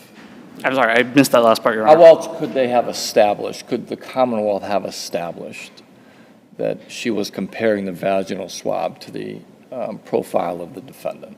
The case law says that there is no way for the Commonwealth to establish that on direct. That would be getting into the underlying hearsay of the hearsay underlying the expert's opinion, and the case law says on direct examination, the Commonwealth cannot touch that information. Isn't that what happened here? Not exactly. I'm specifically for Gould. I'm referring to. Okay, I thought that's what happened here in Gould, with Gould. That she, on her own, took the, is it Bonner's? Bonner. Determination that the vaginal swab was the item. She took the profile derived from that sample and compared it to the profile derived from the defendant's sample and concluded that they were a match. What she took as an assumption was that the sample that Bonner tested and developed a profile from was the vaginal swab. That's a big piece, though, right? Correct. Because he admits that he had some contact with the victim. Correct. But the case law says there's a way for the defendant to challenge that. First off, he could ask for additional testing, retest the sample, either have the Commonwealth do it or get another lab that he wants and have that tested. Second, he could do a Dalbert-Lanigan hearing, get into the details of what the analyst actually reviewed, parse out, how did you base your assumptions and your conclusions, go through that, determine, is this opinion actually reliable? So those are the same steps that the Commonwealth could have taken? Who's the burden on here? I suppose a little column A, a little column B, Your Honor. I think because this was a bench trial, it wasn't really felt to be necessary. But there is a... It's what you're saying, and again, I don't want to put words in your mouth, that it really wasn't an issue at trial. Correct. That was not the issue. And that's why was not a heavily contested issue. Brennan didn't raise that, and that's why the Commonwealth didn't feel compelled to go get it retested and spend the resources or expend the resources on this as opposed to the thousands of other cases. Is that the gist of it? Correct. I will, one moment while I find the exact page, I'll refer you to the pretrial discussion on the motion in limine around page 30, where the defense attorney says... Page 30 of what? Volume 1, my apologies, Your Honor. Say it again, please. Volume 1, page 30? Yep. Where the defense attorney, in reference to Kathleen Gould's expected testimony, says, I think it's testimonial hearsay. I don't know that I have a problem with it unless when I start asking her questions about the other tests that don't have DNA on them, she doesn't know the answer to any of my questions. So the presumption there is the Commonwealth is going to put it as an opinion, then the defendant has an opportunity to get cut under it if they like and cross-examine, and there's not a problem unless we go there and there's some issue that doesn't appear to be. Is that? Well, and that's the third method of attacking this is on cross-examination, the defendant can get into the details just the same as the Commonwealth or the defendant could during a Daubert hearing. The only difference is at trial, the Commonwealth cannot reach those details unless the defendant opens the door on cross. And here, the defendant on cross did go into those details with both Waite and Gould. One moment while I... Gould, apologies, Waite, the defendant got the fact that she didn't observe the actual testing, so she doesn't know what swab was actually tested for the screening test. A few other things. So all that's in front of Judge Hodge? Correct. And similar with Gould's, got similar testimony in that Gould doesn't know what exactly happened. So given all of that, I don't think in context, all things considered, that there was any sort of violation of the defendant's confrontation rights here. He was able to cross both experts, substitute experts, about the basis of their opinions and attack the credibility of their findings. The judge's reference to, upon objection to the evidence coming in, that it goes to the weight and not the admissibility. Is that an incorrect legal standard he was citing? And should we presume he knew the law if he was? I don't want to outright say no, Your Honor, mostly because I think this goes to the Commonwealth's point about whether or not the issue was actually preserved, that the objections that were raised were unclear in context.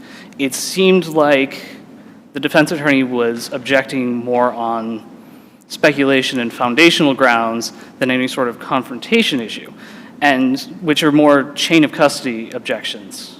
Which would then go to the weight of. Correct, and I think Not its admissibility as opposed to confrontation issue. I think that was Judge Hodge's confusion, is he thought these were issues raised on chain of custody rather than any potential for confrontational.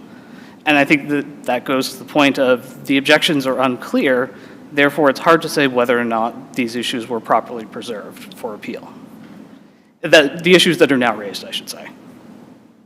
So what do we do with that? I think in context, given everything, there is sufficient grounds for this court to affirm the conviction, that there was enough evidence to demonstrate the charges that the defendant was found guilty of, and any error that it existed had no impact on that.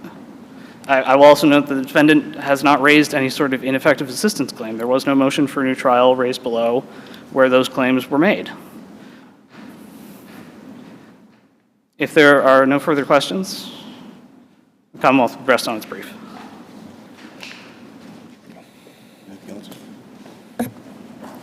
Thank you both. Nice work. Matter stands submitted. Take a brief recess. All right, please.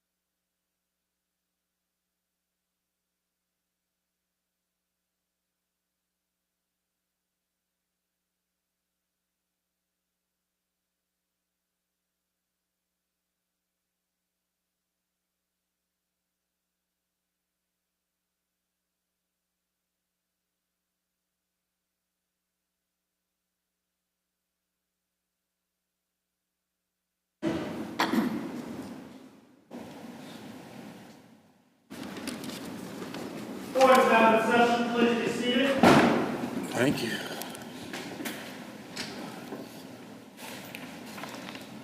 Okay, the next matter on our list is impounded. 23P1204. Attorney Rosenthal. Good morning, Your Honors. May it please the Court. Steve Rosenthal representing the appellant mother. The crux of this case is that the court-appointed special advocate, the CASA, wrote on 5 different occasions throughout these proceedings that we have to consider whether this severely disabled, mentally disabled mother requires special accommodations to help her reunify or to at least cope with the tasks that DCF was asking her to fulfill. All right. So to begin, we're not really taking issue with any of the specific findings of fact or conclusions of law.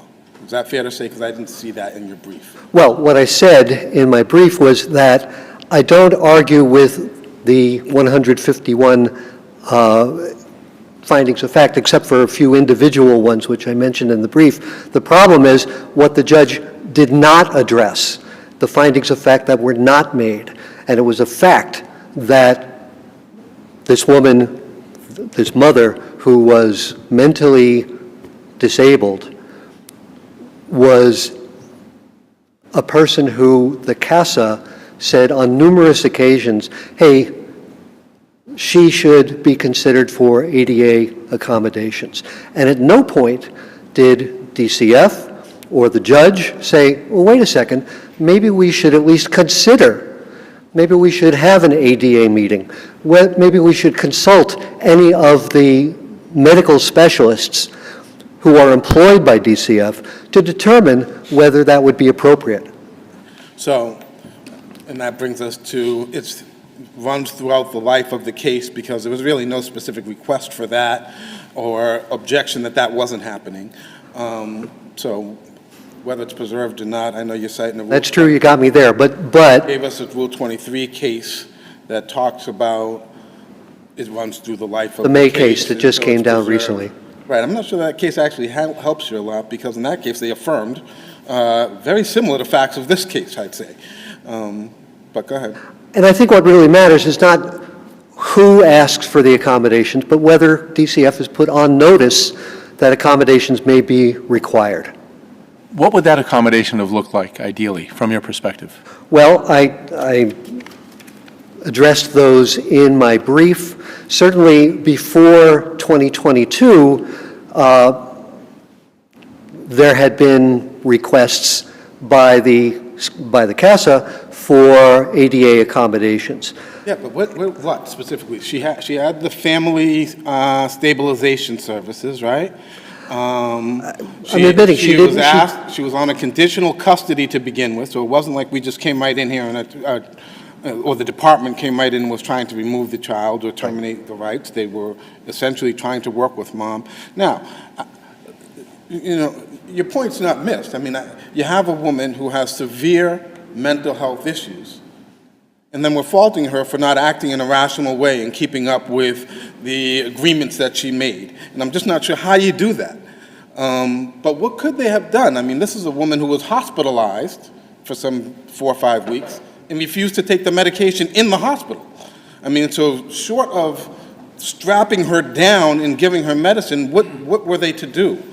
Well, short of strapping her down, the court clinician made recommendations which included having mother go through a medication evaluation. But doesn't all of that require mom to agree and to participate in that stuff? But mom, suffering from mental illness, is hyper paranoid, not trusting, does not want to engage, and is not engaging. So what do you do?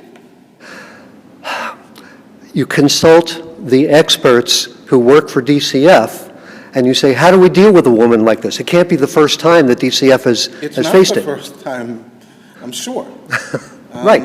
So But that's what the these difficulty of mental health. that's what these consultants are there for, and that To what extent wasn't done. was that incumbent on your client's attorney, right? Because she was represented throughout the process. She was represented by counsel, yes. Right. And so wouldn't that have been at least on some level, to whatever extent there was deficiencies in what DCF was suggesting, for her attorney to say, whoa, wait a minute, don't you hear from the, it's not a GAL, but effectively, don't you hear what they're saying over here? We need to try something different.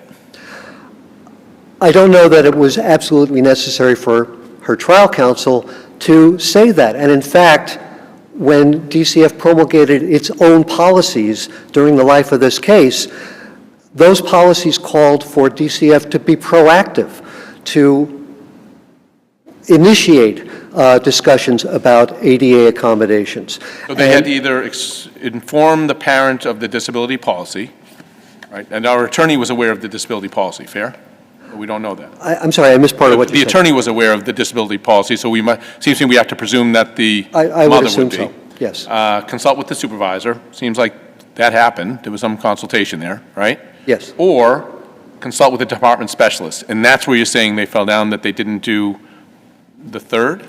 Well, they didn't do, I'm sorry, the first again. First was inform the parent of the disability policy and explain Okay. what an accommodation is. There's no evidence that that really That's fair. happened. Okay. The consultation with the supervisor, that's part of an ongoing social worker's job description. Right. Every ongoing social worker consults with his or her supervisor. Well, it may be a bad policy, but if it's in the alternative and they did one of them, Right, why do we but fall it didn't, into that? But it didn't work, Your Honor. Right. The problem is, okay, we'll have our area project manager, or whatever the APM stands for, we'll have them talk about different ways to approach this. No evidence of that. At what point is it, if ever, appropriate for DCF to say, I don't know what else we can do here. This person is so profoundly mentally ill that really we just don't have the capacity to address this situation. And so we're going to talk to the supervisor. She's got an attorney. We do the best we can. And then, by the way, in the overall picture of the best interest of the child, are we really going to put the child back with this horribly and sadly mentally ill person? Well, let me take the last point first, Sure, which is that mother demonstrated at least a reasonable capacity to interact properly with her child. The problem was, this is a woman who, as a child herself, was a consumer of DCF services. And by the time she was like 26 or so, when this case came up, she had absolutely no faith or confidence or trust in DCF, and DCF would, maybe unintentionally, would nevertheless trigger her. That third option that you and I were just talking about is the one that they didn't pursue, that the judge didn't look at and say, well, gee, maybe we should do that now, at any point along the way. So, one, I'm not sure it was because she was, I have questions as to whether or not it was because she was a child consumer, although we see these things happen generationally, sadly enough. I'm not saying that her mental illness was a product of her having been a child in DCF care. What I'm saying is her involvement with DCF from a very, very young age is something that fostered a distrust and an inability or an unwillingness to engage with DCF or its affiliates. The department would say that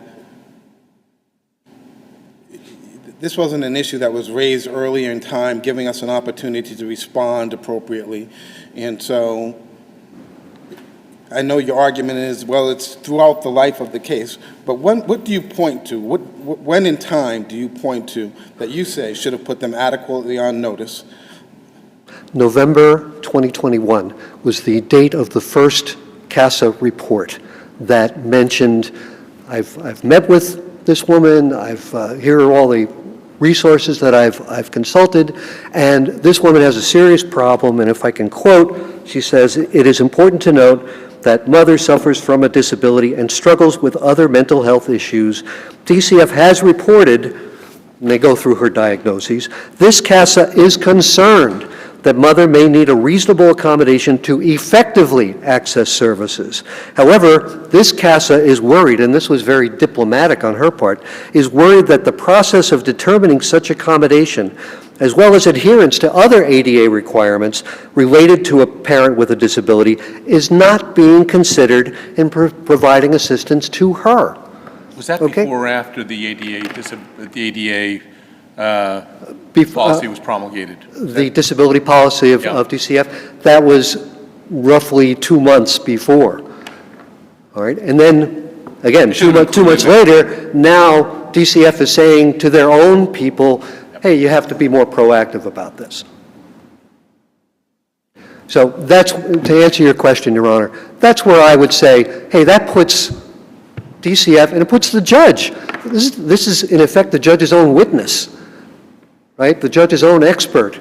That puts the court on notice that there's an issue here, and the judge didn't address it at that time. It didn't. Not the strongest request, right? I mean, what you just read to me says there's a concern, but not really. I mean, it's not the. Well, I don't think the CASA is saying not really. And CASA says it 5 different times from November of 2021 until the day the trial began. Said essentially the same thing that I just read to you. So specifically, what services do you think that they should have had her engage in? Well, Your Honor, that's above my pay grade. But what I would suggest is that DCF should have consulted with all those experts who are listed in that third option of their disability policy. I forget all the names, but they are all experts in dealing with people with mental health issues. And instead, at least for most of 2022, when, before the case came to trial, her ongoing social worker was, no offense, but a kid who was less than a year out of college. And she said over and over again, I had trouble making sense of what she was saying to me, and she wasn't making sense of what I was saying to her. I spoke to my supervisor, and we didn't really come up with anything. And we finally got Judge Shelby's, Dr. Shelby's report, and we talked about it amongst ourselves, me and my supervisors, but we never really developed anything to respond to it.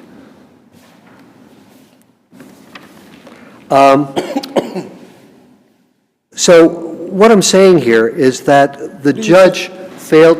Before you move to that, what do you say about the efforts that the department did make? I mean, you're not sitting here and saying the department made 0 effort. No, DCF offered services, but with all due respect to DCF, they were the same cookie-cutter services that are offered in any of these cases, and I'm willing to bet that this panel, the judges on this panel, have seen similar, if not the exact same action tasks in dozens, if not hundreds of other cases before this court. So, yes, they offered... Particularized enough for this particular mother. I missed the first part of what you said. It wasn't particularized enough. It wasn't particular. Yes, Will, what you said. I don't want to jump ahead and get you off your rhythm, but we're running short on time. Yep.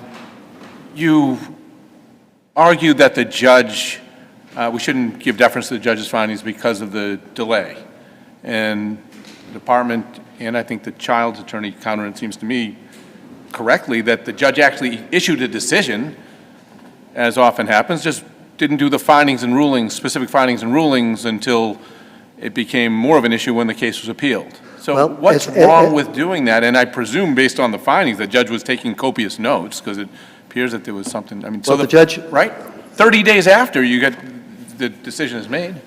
I don't have a problem with that. Okay. But mother couldn't appeal her case without knowing what the judge's rationale was. And she didn't know, or I didn't know, what the rationale was for 11 months after the close of evidence. Yeah, I mean, No, we was can all there any agree with motion to get them before that? I mean, did they take any acts to try to get them? I mean, we say 11 months after, the rules call for what? Is it 90 days. So 3 months, so late for sure. Well, I would first say that I hope you will ask DCF's counsel the Got some same questions exact for question. Rest assured. But in my experience, I find that filing a motion to expedite findings in the district court is frankly a waste of time, because judges will say, we'll do it when we get around to it. And the fact that maybe they're overburdened or they have too many cases, that's a political issue, that's not a legal issue. The legal issue is, what is the rule, and does the rule mean anything? Well, that sounds like an anecdotal argument to me, so, I mean, Yeah, we don't say we don't file a motion because I know what the judge is going to say. Well, again, as I argued in my brief, and I'm sorry for going over my time, but if that is the issue, if the stability of the child is the overriding issue in this case, then any of the parties should be filing motions to expedite, because certainly DCF is, and the child is hoping that the matter will be resolved sooner rather than later. For sure. And, Thank you for your time. Well, before you step away, Yes. given we brought up the best interest of the child, is it your position that it's in the best interest of the child for mom to still have her parental rights? I'm not asking this court to vacate the judgment and let mom take child home. I'm saying vacate the TPR, send the case back to juvenile court, and allow for review and redetermination after ADA accommodations have been considered. It's your time. Thank you. Thank you, Your Honors. Who are we going to hear from first? Counsel for the department or counsel for child?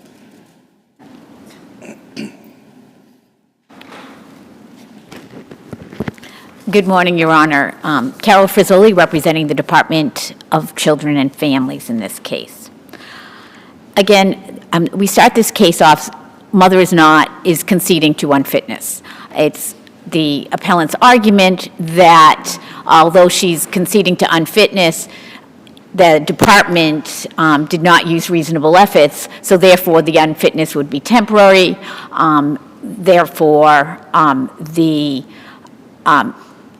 Thus that, the case should be, as my brother just said, remanded. Again, this case is not the record that supports. In addition, in the first instance, mother's argument contends that the department didn't provide reasonable efforts, and thus her unfitness was temporary. Even if the trial court found that the reasonable effort argument was not waived, in this case, a lack of reasonable efforts is not a defense to a TPR decree. Adoption of Gregory and Iona tell us that. Furthermore, while the mother now claims on appeal that the department failed to provide reasonable efforts due to her substantial barriers and limitations with her mental health, such is not the record before you. In this case, as Your Honors pointed out, before we removed this child, we provided a conditional custody order. The conditional custody order was conditioned on mother complying with certain services. I get it, but how is mom who has severe mental health issues? I mean, how realistic is that? I mean, standing alone, how realistic is it? You have a woman who has severe, in my mind, based on this record, mental health challenges. An array of mental health challenges. And yet you're acting that she should be able to act rationally. We put her on a conditional custody agreement, and we laid out all the things that we want her to do, and we expect that she's going to be able to comply and do those things. Well, that may be true if she didn't have mental health issues, but we know just by the nature of mental health that it's difficult to do many of those things, in hers particularly, where it's so hyper-paranoid and distrusting. So how can we say, well, we gave her a chance, she signed the agreement, and then she didn't do it? Well, how realistic is that? So in this case, the FSS services that were put in place immediately, that was supposed to address that mother's barriers and her reluctance to work with the department for whatever reasons and due to her mental health. That family stabilization service is kind of a third party. They go in the home, they provide services, they provide the referrals. They kind of take DCF out of the picture. Did mom engage with that? I know FSSs. Yes. Did mom engage with No. that? In fact, we made 3 different referrals. The social worker would go out to the home during this conditional custody period. Then what? So after the 3 different services, and then when it became that this was now evident that the child was now getting behind medically and everything else, in July, they did a removal of the child.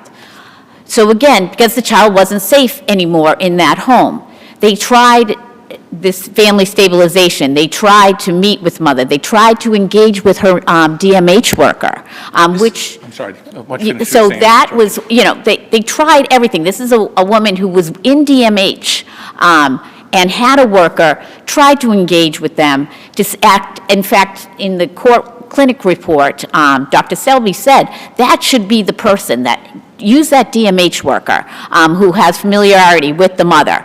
But again, with DMH, the way it works, once you don't engage with them, they seem to drop your case. Understanding it may be impossible to answer this question, that hypothetically, if this were ongoing now with this social worker working with this mother, do you think that consult with a department specialist would be something that might be considered more than it apparently was here, whether it was because of the policy, the ADA policy just having come into effect, or do you think it really was about this scenario in this context? I think it was about, I don't think a specialist needed to be, a DCF specialist had to be, that's why our policy says it's, the social worker who testified at trial, recognizing the mother's barriers, saying that she had a trauma, and that's why she, in communication, because she recognized the mother's speech, and that she didn't seem receptive to what the social worker was telling her. So she gave both the, when they were trying to explain the permanency goal that had changed, the social worker gave the APM and the supervisor, who have more clinical experience, to try to work with mother and explain things to her. It wasn't successful in this case. Again, we have a mother who has a DMH worker, as an active DMH case. We had everything there. Again, you get to a point where, as Adoption of Lenore, heroic or extraordinary measures, however desirable, they're not required in these cases, because ultimately we need to look at what the best interest of the child is. The department tried, I think the allegation is, well, we should have had an ADA meeting. Well, an ADA meeting, the purpose of an ADA meeting in these cases is when there's a discrepancy, or in the case of Adoption Made, there was 3 or 4 ADA meetings. Let me ask you this, was there ever a specific request for an ADA meeting? There was no request. There's no claim of ineffective assistance in this case? No, and in fact, that's one of the findings that the trial judge made, is that when the mother was not engaging with the social worker engaged with mother's counsel, providing her the action plan, and trying to work through counsel, who, the assumption is that counsel has communications with their client, and again, is their advocate. So if they're not going to, so in this case, the department actually tried to really work with this mother. That's why this record on this case is, there's no question that this mother had mental health issues.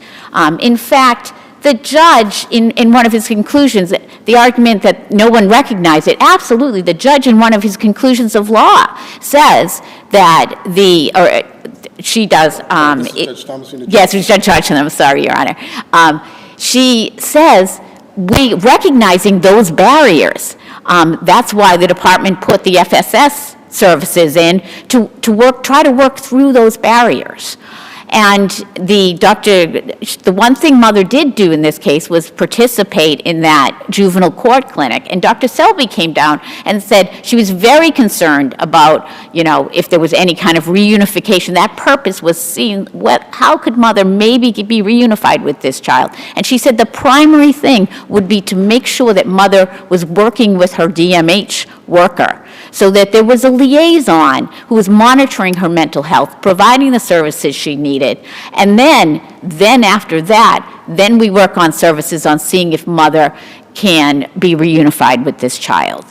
But this is a case where mother didn't engage at any point. She, for whatever reasons, and again, mental health is, it is what it is. You can't say at any point, because she did do the test that you just... She did. She would stop, she would seemingly sign the agreement for the conditional custody and then not comply or do anything to follow up or to...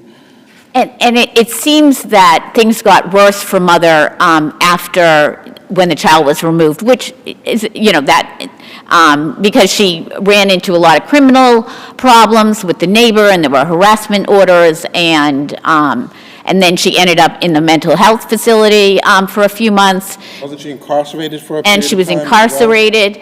Again, things kind of, but what is also telling in this case is that when mother, even in visits, mother had to be redirected. She would let the child, that was the one thing she was pretty consistent with, was the visits.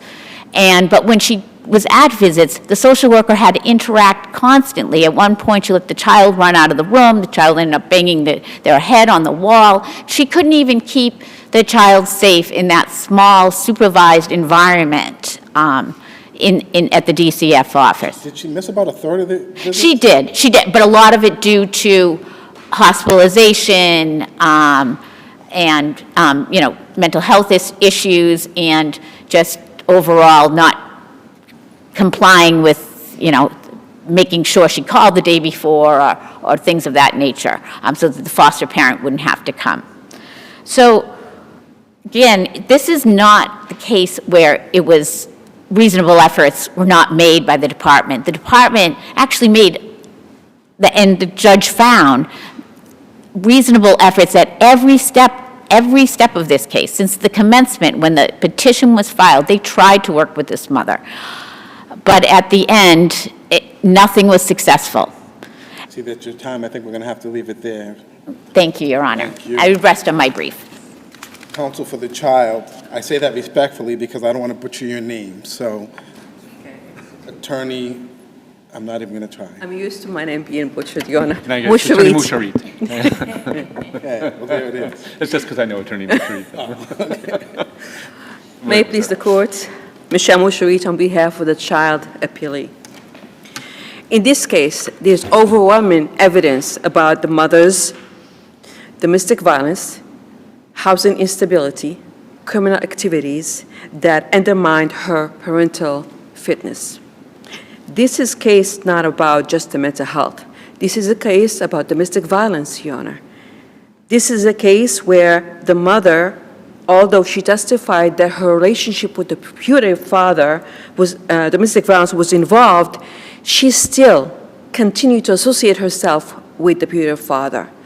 Before the birth. But how do you untangle that from the mental health?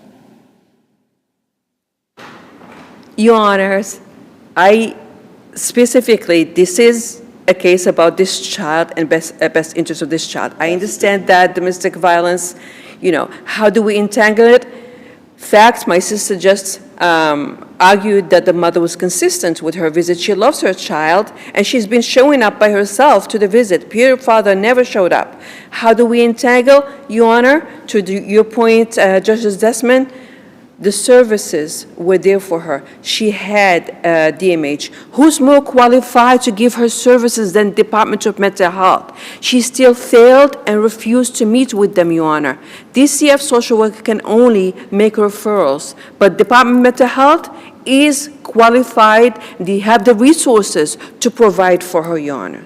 So before birth of the child, There was 6 specific incidents that was mentioned in the findings where mother called 911 and the police showed up at her house and the charges were assault and battery on her.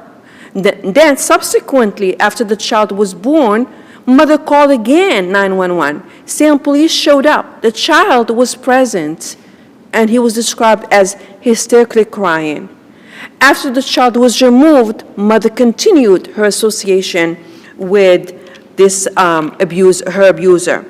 Custody of Vaughn tells us that witnessing domestic violence as well as being one of its victims has profound impact on children, and a child who has been either a victim or spectator of such abuse suffers distinctly grievous kind of harm. This child suffered and he witnessed. I didn't see anything in Attorney Rosenthal's brief that disputes that domestic violence wasn't an issue or mental health wasn't an issue.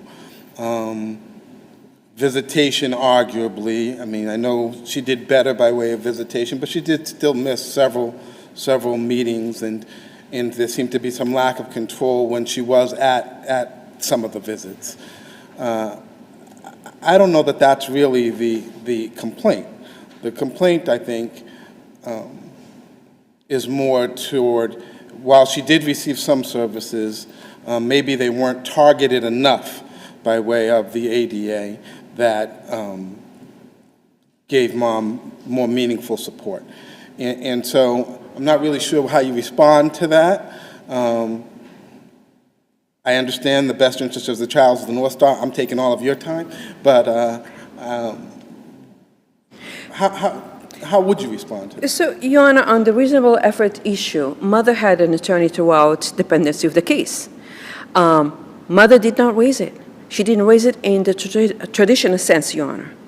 Now she comes here and she says, well, there's issue of reasonable effort. Mother attended every single hearing. There was none. None was requested. But we're here today. Even if this case finds, if this court finds that the mother did not waive her reasonable effort, where's the harm, Your Honor? Where's the harm? You know, I heard mother's argument, and there's absolutely nothing that pinpoints what services the mother could have been offered and benefit from it. So therefore, that argument really doesn't carry much weight.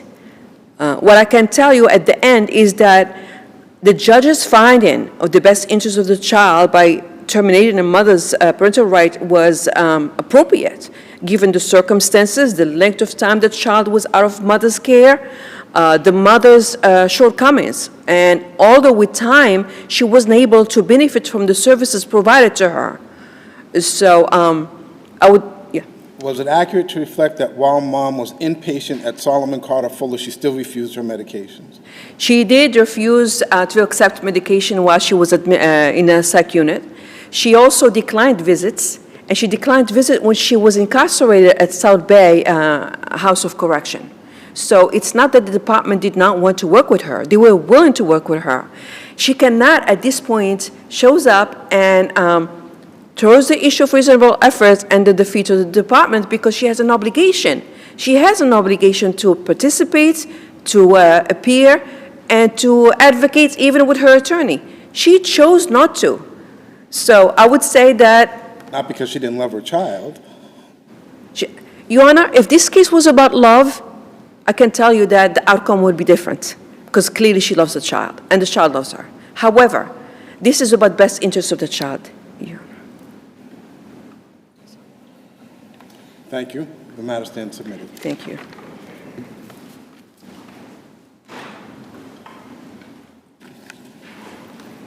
Our final matter for the morning is John Doe 10390 versus the Sex Offender Registry Board.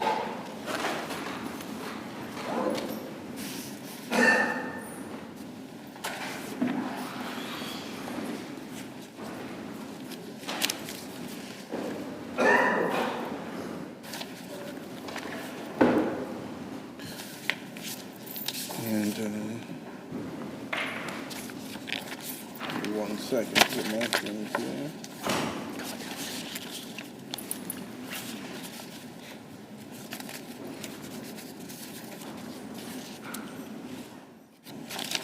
Attorney Bova.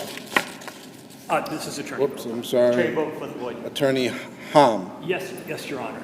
My apologies. May I proceed, Your Honor? May. Good morning, honorable justices, and may it please the court. My name's Alex Hahn on behalf of John Doe. I am familiar with what's been known as the 1-minute rule, and I'm happy to waive it if the court would like to start with any questions, or I can proceed to my argument. Share the 1-minute rule with me. Oh, the 1-minute rule, I've seen this on the YouTube channel, that it's a rule of the appeals court that they'll give you 1 minute before the justices begin asking questions. So I gathered this panel hasn't been that familiar with it, but I will proceed, and I'm happy to answer whatever questions the court. Maybe judge to judge, counsel. Judge by judge, depending who you get sitting on the seats. That's kind of what it is. And I apologize, Your Honors. I thought it was We're almost more. at 1 minute anyway. I appreciate the courtesy that you were willing to waive it. But I'll have you begin, and then we'll probably have some questions for you. I mean, You know what, then? I'm going to jump in, speaking of waiver, because my question is, it doesn't appear there's any objection to the hearsay in the sentencing memo. Was it offered as an exhibit, so why isn't that issue waived? Your Honor, it's an excellent point. So what I would look at it this way is that, first of all, that objection, even if waived, would not be waived if it's a substantial risk of miscarriage of justice.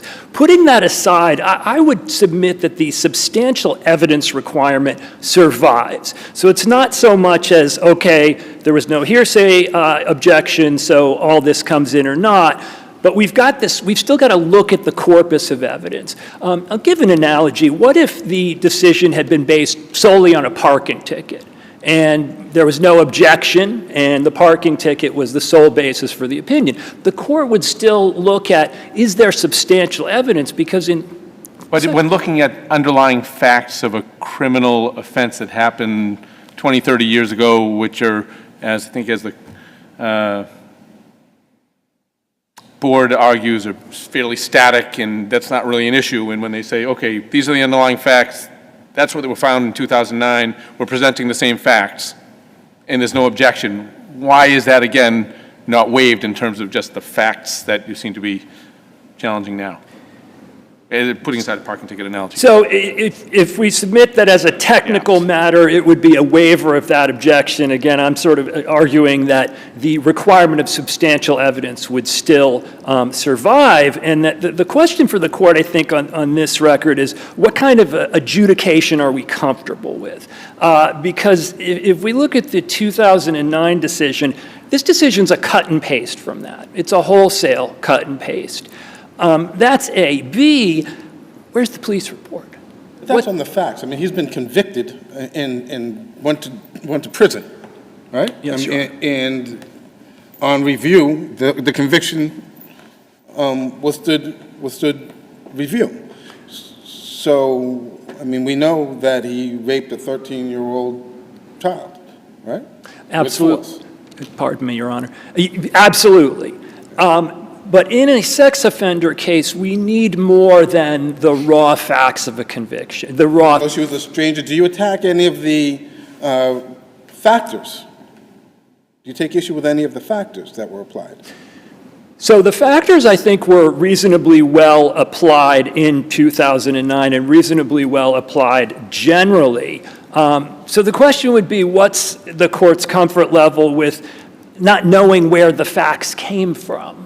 That yes, there was this pretty egregious crime, but we see the facts in the opinion and in the sentencing memo, but we don't know where they came from. I mean, that's my discomfort with it.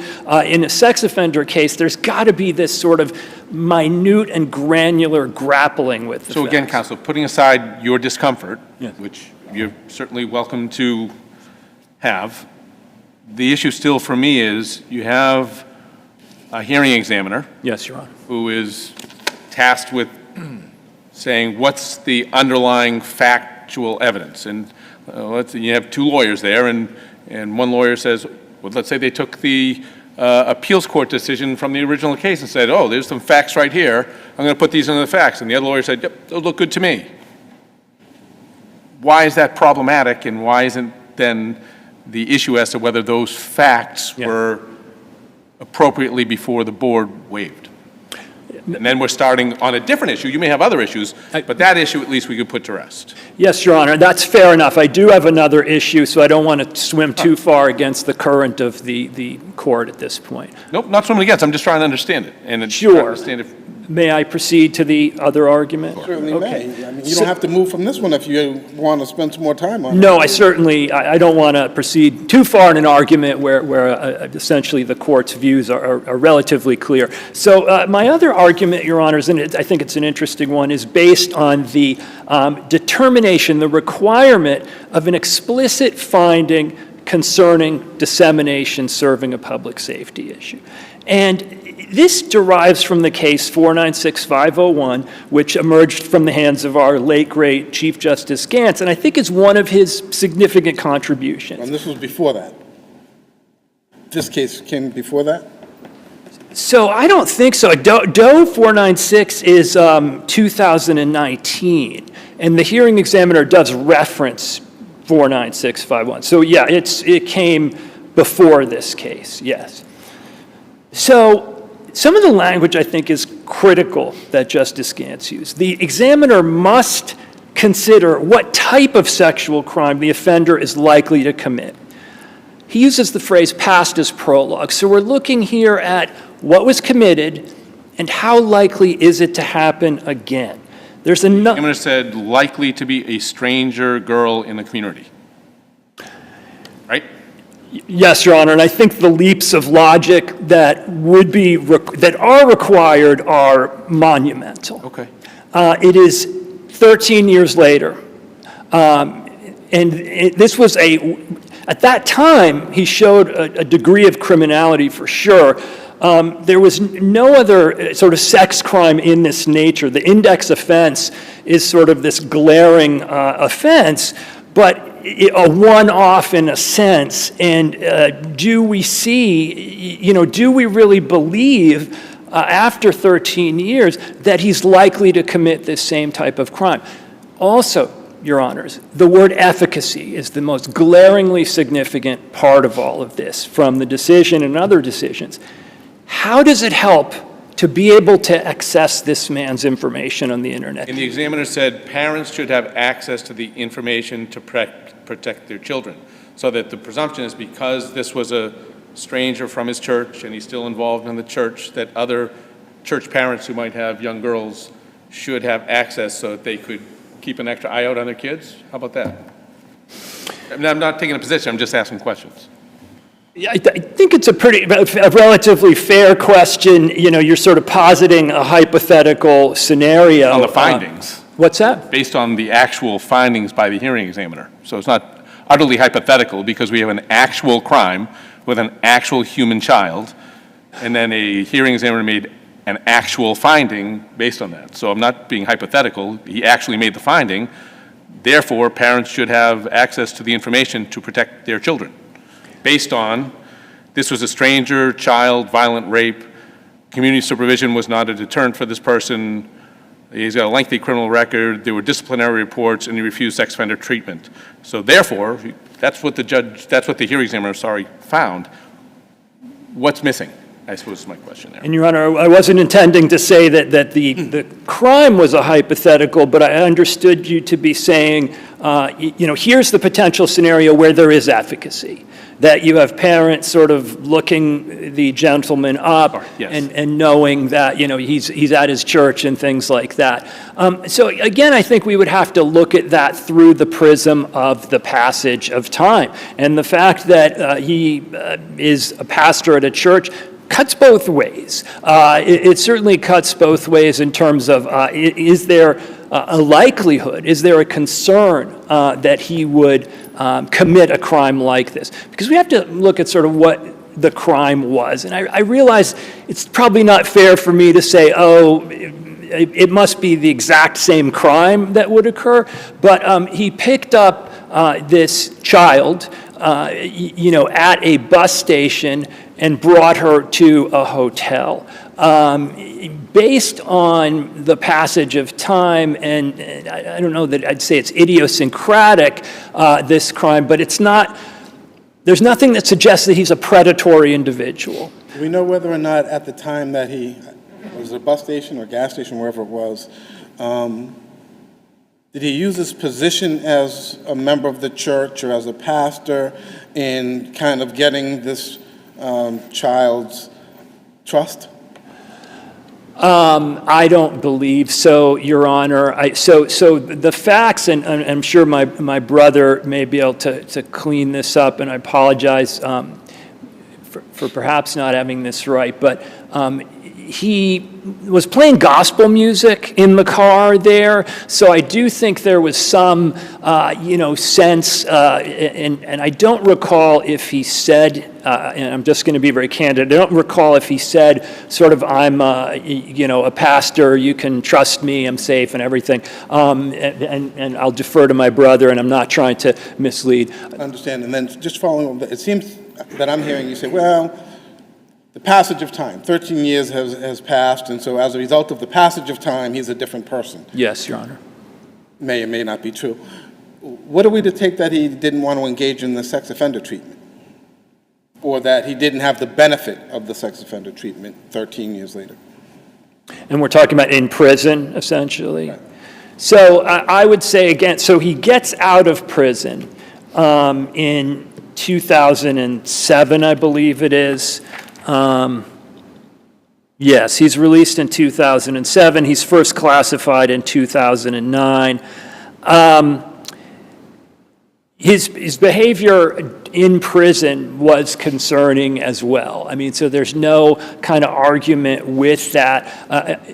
And the vast majority of the sort of ecumenical, the pastoral work, I think, comes into the record as his sort of mitigating evidence, rather than this being a case where, God forbid, someone used their position of trust as a pastor. I don't think it's that case. I don't see that in the, I know that we always have, when I'm using the royal we more than I should, but so hearing examiners, judges, everyone else, when there is a position of trust, that is a very considerable concern, with abusers of children, the lifeguard scenario. So that is a concern.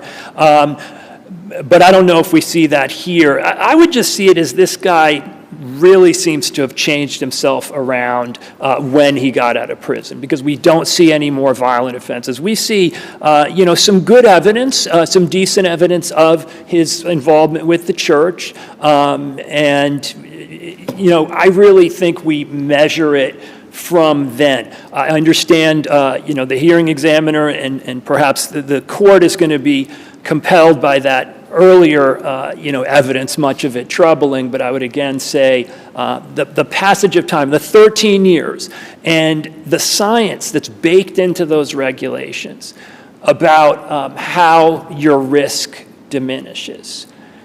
And I hope the court doesn't mind me getting in a bit of my pet sow, but doing this work, and this is in the case law, how problematic and how devastating it is to be disseminated on the internet. Sure.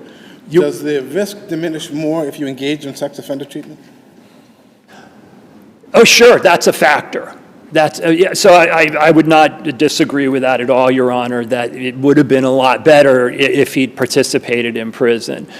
So again, I see it as things, changed. But, so if you try to find sex offenders in Dorchester, Massachusetts, there's a lot of them, man. It's like there's too many to separate the wheat from the chaff. That's sort of the problem here. The registry is clogged. It helps no one. I've had clients who are homeless, drug addicted, can't get into shelters, can't get help for their drug addiction. And that's the guy I passed on the way in who can't get help because he's a sex offender and he's a level 2 and he's on the internet. So I understand, that the court addresses these matters on, case by case. But the rhetoric that we see, the sort of ringing statements from the SJC and from the appeals court are borne out in reality, in my experience, Your Honors. So if the court has any further questions, I'm happy to. If not, I'll rest on my brief. You had a number of letters of support from well-respected people in the community, is that right? Yes, Your Honor. Many of them were not aware of his history? So I don't think it's certainly established in the record, no, that these individuals were aware of that. And that's going to be the gold standard. I'd have to go look back. But certainly the commendations from legislatures and so forth, yeah, I'm going to stipulate that wasn't sort of, he was a sex offender, he's turned everything around. It's just more that the guy's doing decent things in the community and good for him. And there's evidence about like working against nonviolence and things like that. There's some evidence of real development there and nothing that concerns me. I realize I'm not the court, but, over these 13 years, what we're left with, at least on this record of this gentleman. To his credit, it does seem that he's doing some good things, no question about it, but the issue here is one of dissemination. And you may have even made the case yourself, given the number of offenders who may be out there, perhaps putting some people on notice of those that have engaged in some egregious crimes may not necessarily be a bad thing. I think my point is it's hard to really find the bad actors when you've got pastors level 2 out there. That's sort of, and I think that's fairly well established too, that there is a language in the cases that if we over-disseminate, it just becomes harder as a parent, any member of the community, to figure out who's real dangerous when you look on the registry list and you live in Dorchester and there's so many offenders around you. That's sort of the issue here. How do you figure out who's the bad actor when John Doe is on there? So I appreciate the court's time greatly. Thank you, counsel. Thank you, Your Honor. Let's see what Attorney Bova has to say to that question.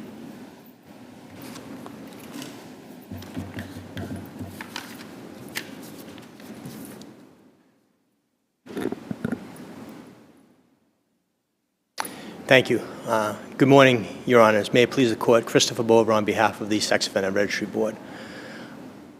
Before I start the main crux of the arguments that are contained within the brief, I just want to point out that we're arguing this case under the umbrella of the fact that the Board did grant the petitioner's motion for reclassification. They reduced him from a level 3. He was classified a level 3 back in 2009. And in 2021, the case that we're reviewing today, the Board did indeed reduce his level 3 to a level 2. So the Board considered the petitioner's information that he submitted, considered the time in the community, considered his advanced age. They gave a recommended level 2. The petitioner challenged that recommendation because he wanted to be a level 1. And the hearing examiner said, no, based upon the evidence before us, we're going to keep you at a level 2. So that's the factual situation that we're operating under here now. With respect to the reliability issues of the sentencing memorandum, I think, Justice Brennan, you touched based upon the Board's first argument that he had the opportunity to raise this issue before the hearing examiner at hearing, and there was no objection to the evidence coming in. So based upon that, based upon the case law, I'd respectfully submit that that issue has been waived. As I indicated in the Board's brief, even if you were to go on and consider it, I think it's important to look at the underlying Board's regulations, which have the force and effect of law. And those regulations specifically state, and I forget the specific site, but it is listed in the Board's brief, that the Board does have the ability to consider the prior Board decision in making their overall determination, factual determinations. And I think the Superior Court judge took that into consideration in making her decision as well, where she specifically stated to the static facts of the case. And I admit I didn't, and I apologize, I did not submit I did not cite to the SJC case in my brief, but as I was studying for the case today, Doe 326573, which is at 477 Mass 361. It's a 2017 case. Can you run that back one more time? Yeah, I apologize. I sometimes speak quickly. It's Doe 326573. Thank you, Justice. It's at 477 Mass 361, specifically at page 367, which is that 2017 case, and it says, "A decision in reclassifying an individual is not written on a clean slate."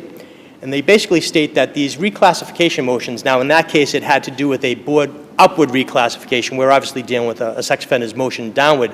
In that case, later on, they speak similarly to downward reclassifications, but they say, the facts are the facts. They've already been decided in the prior decision based upon, what we're dealing with now is based upon the new information, whether or not that motion should be allowed. In a board reclass upward, has the board reached its burden? In the case of a going down, has the board still reached its burden, but maybe the petitioner hasn't quite, petitioner has no burden, I want to make that clear, but maybe the case hasn't quite made out for a reduced classification. And again, we did allow the motion here. But the hearing examiner was entitled to take into consideration the 2009 decision, the facts of that case. And so the hearing examiner did that. If you compare them, basically it is a cut and paste job, there's no doubt about it. So he did consider that. The Superior Court looked at it and said it's a static situation. What we really need to look at in this particular instance is what's new. What's new? If you move forward, if you want to move a little bit more forward on the reliability issues, I did get into that a little bit more. If you don't believe those first two arguments of waiver or the fact that a hearing examiner can do it and it's reliable based upon the fact that they can rely on past arguments. The sentencing memorandum in and of itself, I would suggest, is something that is utilized in the course, reasonable people will utilize in the course of serious affairs. And that's in the case law I cited to in the board's brief. This was a sentencing memorandum that the prosecutor submitted to the court after this individual was convicted of a very serious crime. It's done time and time again in Superior Court where the courts are respectfully requesting from the parties memorandum with respect to sentencing. The facts determine, I'm sorry, Your Honor. Was there a memorandum offered by the defendant? There wasn't anything in this particular record. I don't know what happened. I don't have a particular access to the record that happened in the Superior Court level. It's not in this particular record before the board. Because part of the argument is it's a government document. Of course, you know, it's a memo that was prepared for the prosecutor after a conviction who's trying to get the maximum sentence, arguably. I would say he's trying to get the fair sentence, Your Honor. Nonetheless. Arguably. I'm sorry? I said arguably. Arguably, yes, that is correct. But I think more importantly, that sentencing memorandum filed by the prosecution, even if he is trying to get the maximum sentence, he still has to base that memorandum in fact, in what the judge has heard before the court during the trial. So it's either going to be based upon reports, investigative reports, police reports, or it's going to be based upon testimony that has been borne out at the trial itself. So he's not going to go off the reservation and come up with facts that are really not reliable, so to speak. So I think in and of itself, you have that situation where it does have reliability in and of itself. Then you look at the various factors contained within the case law in terms of you know, consistency, specificity, and detail.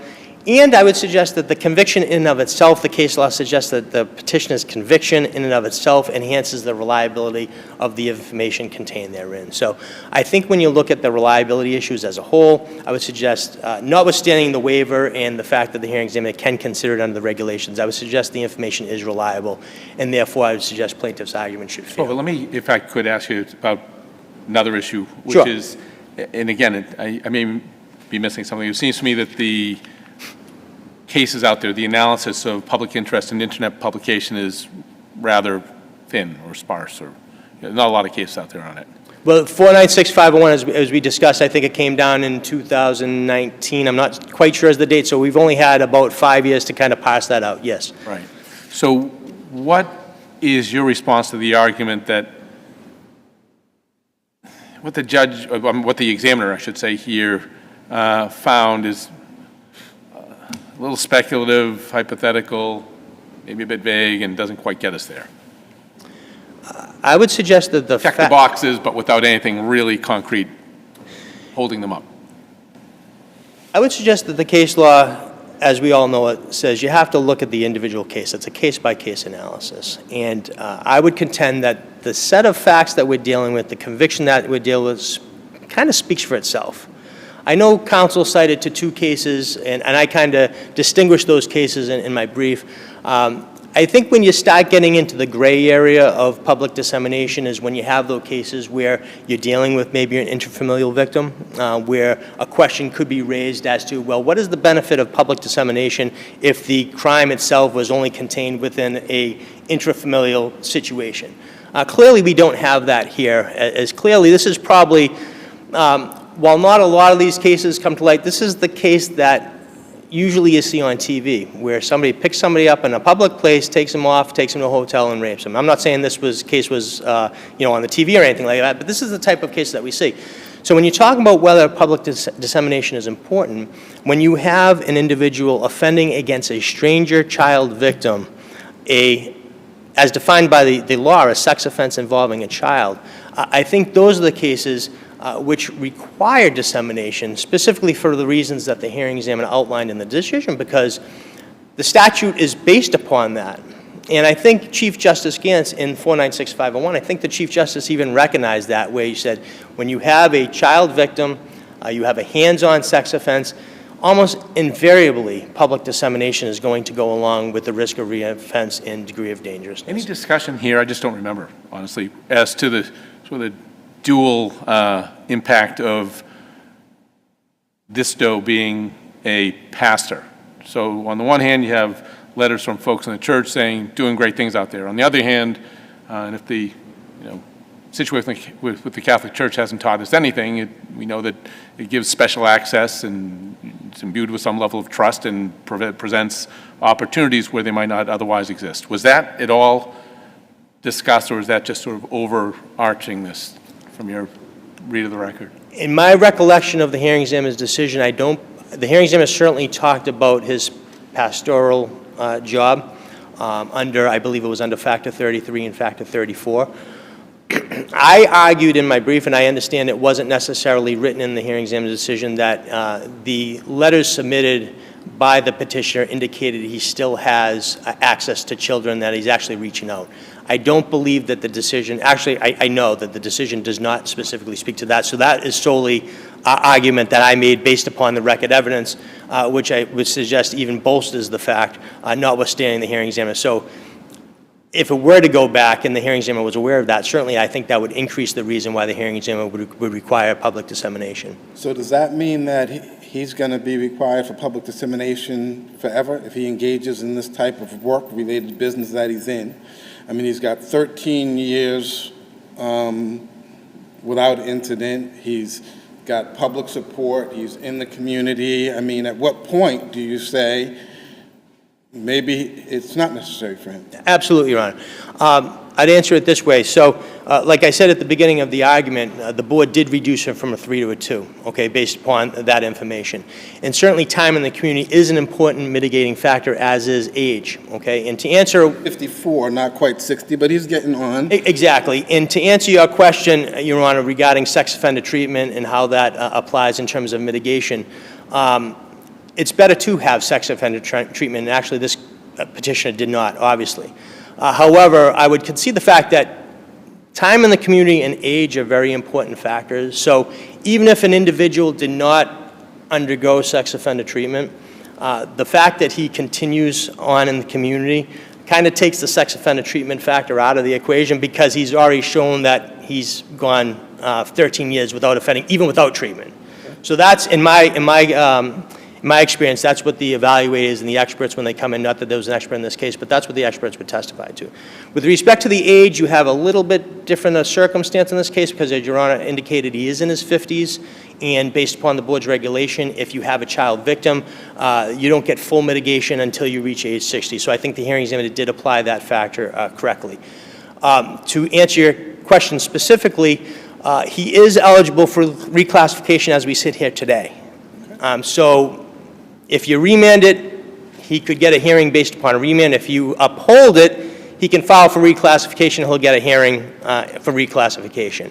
Now, looking out, he will get a little extra time in the community. He'll get a little extra with respect to age, but you still have a situation where he would not have reached age 60, so I don't know how much difference that's going to make if he were to, but he does have the right every 3 years to file reclassification, providing the fact that he doesn't have anything additional coming forward in terms of criminal activity, sex offenses, and the like.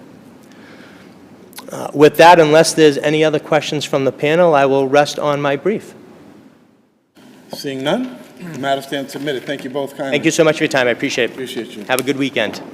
All right, that's our business for the day. We are in recess. All rise, please. Thank you, Ronnie.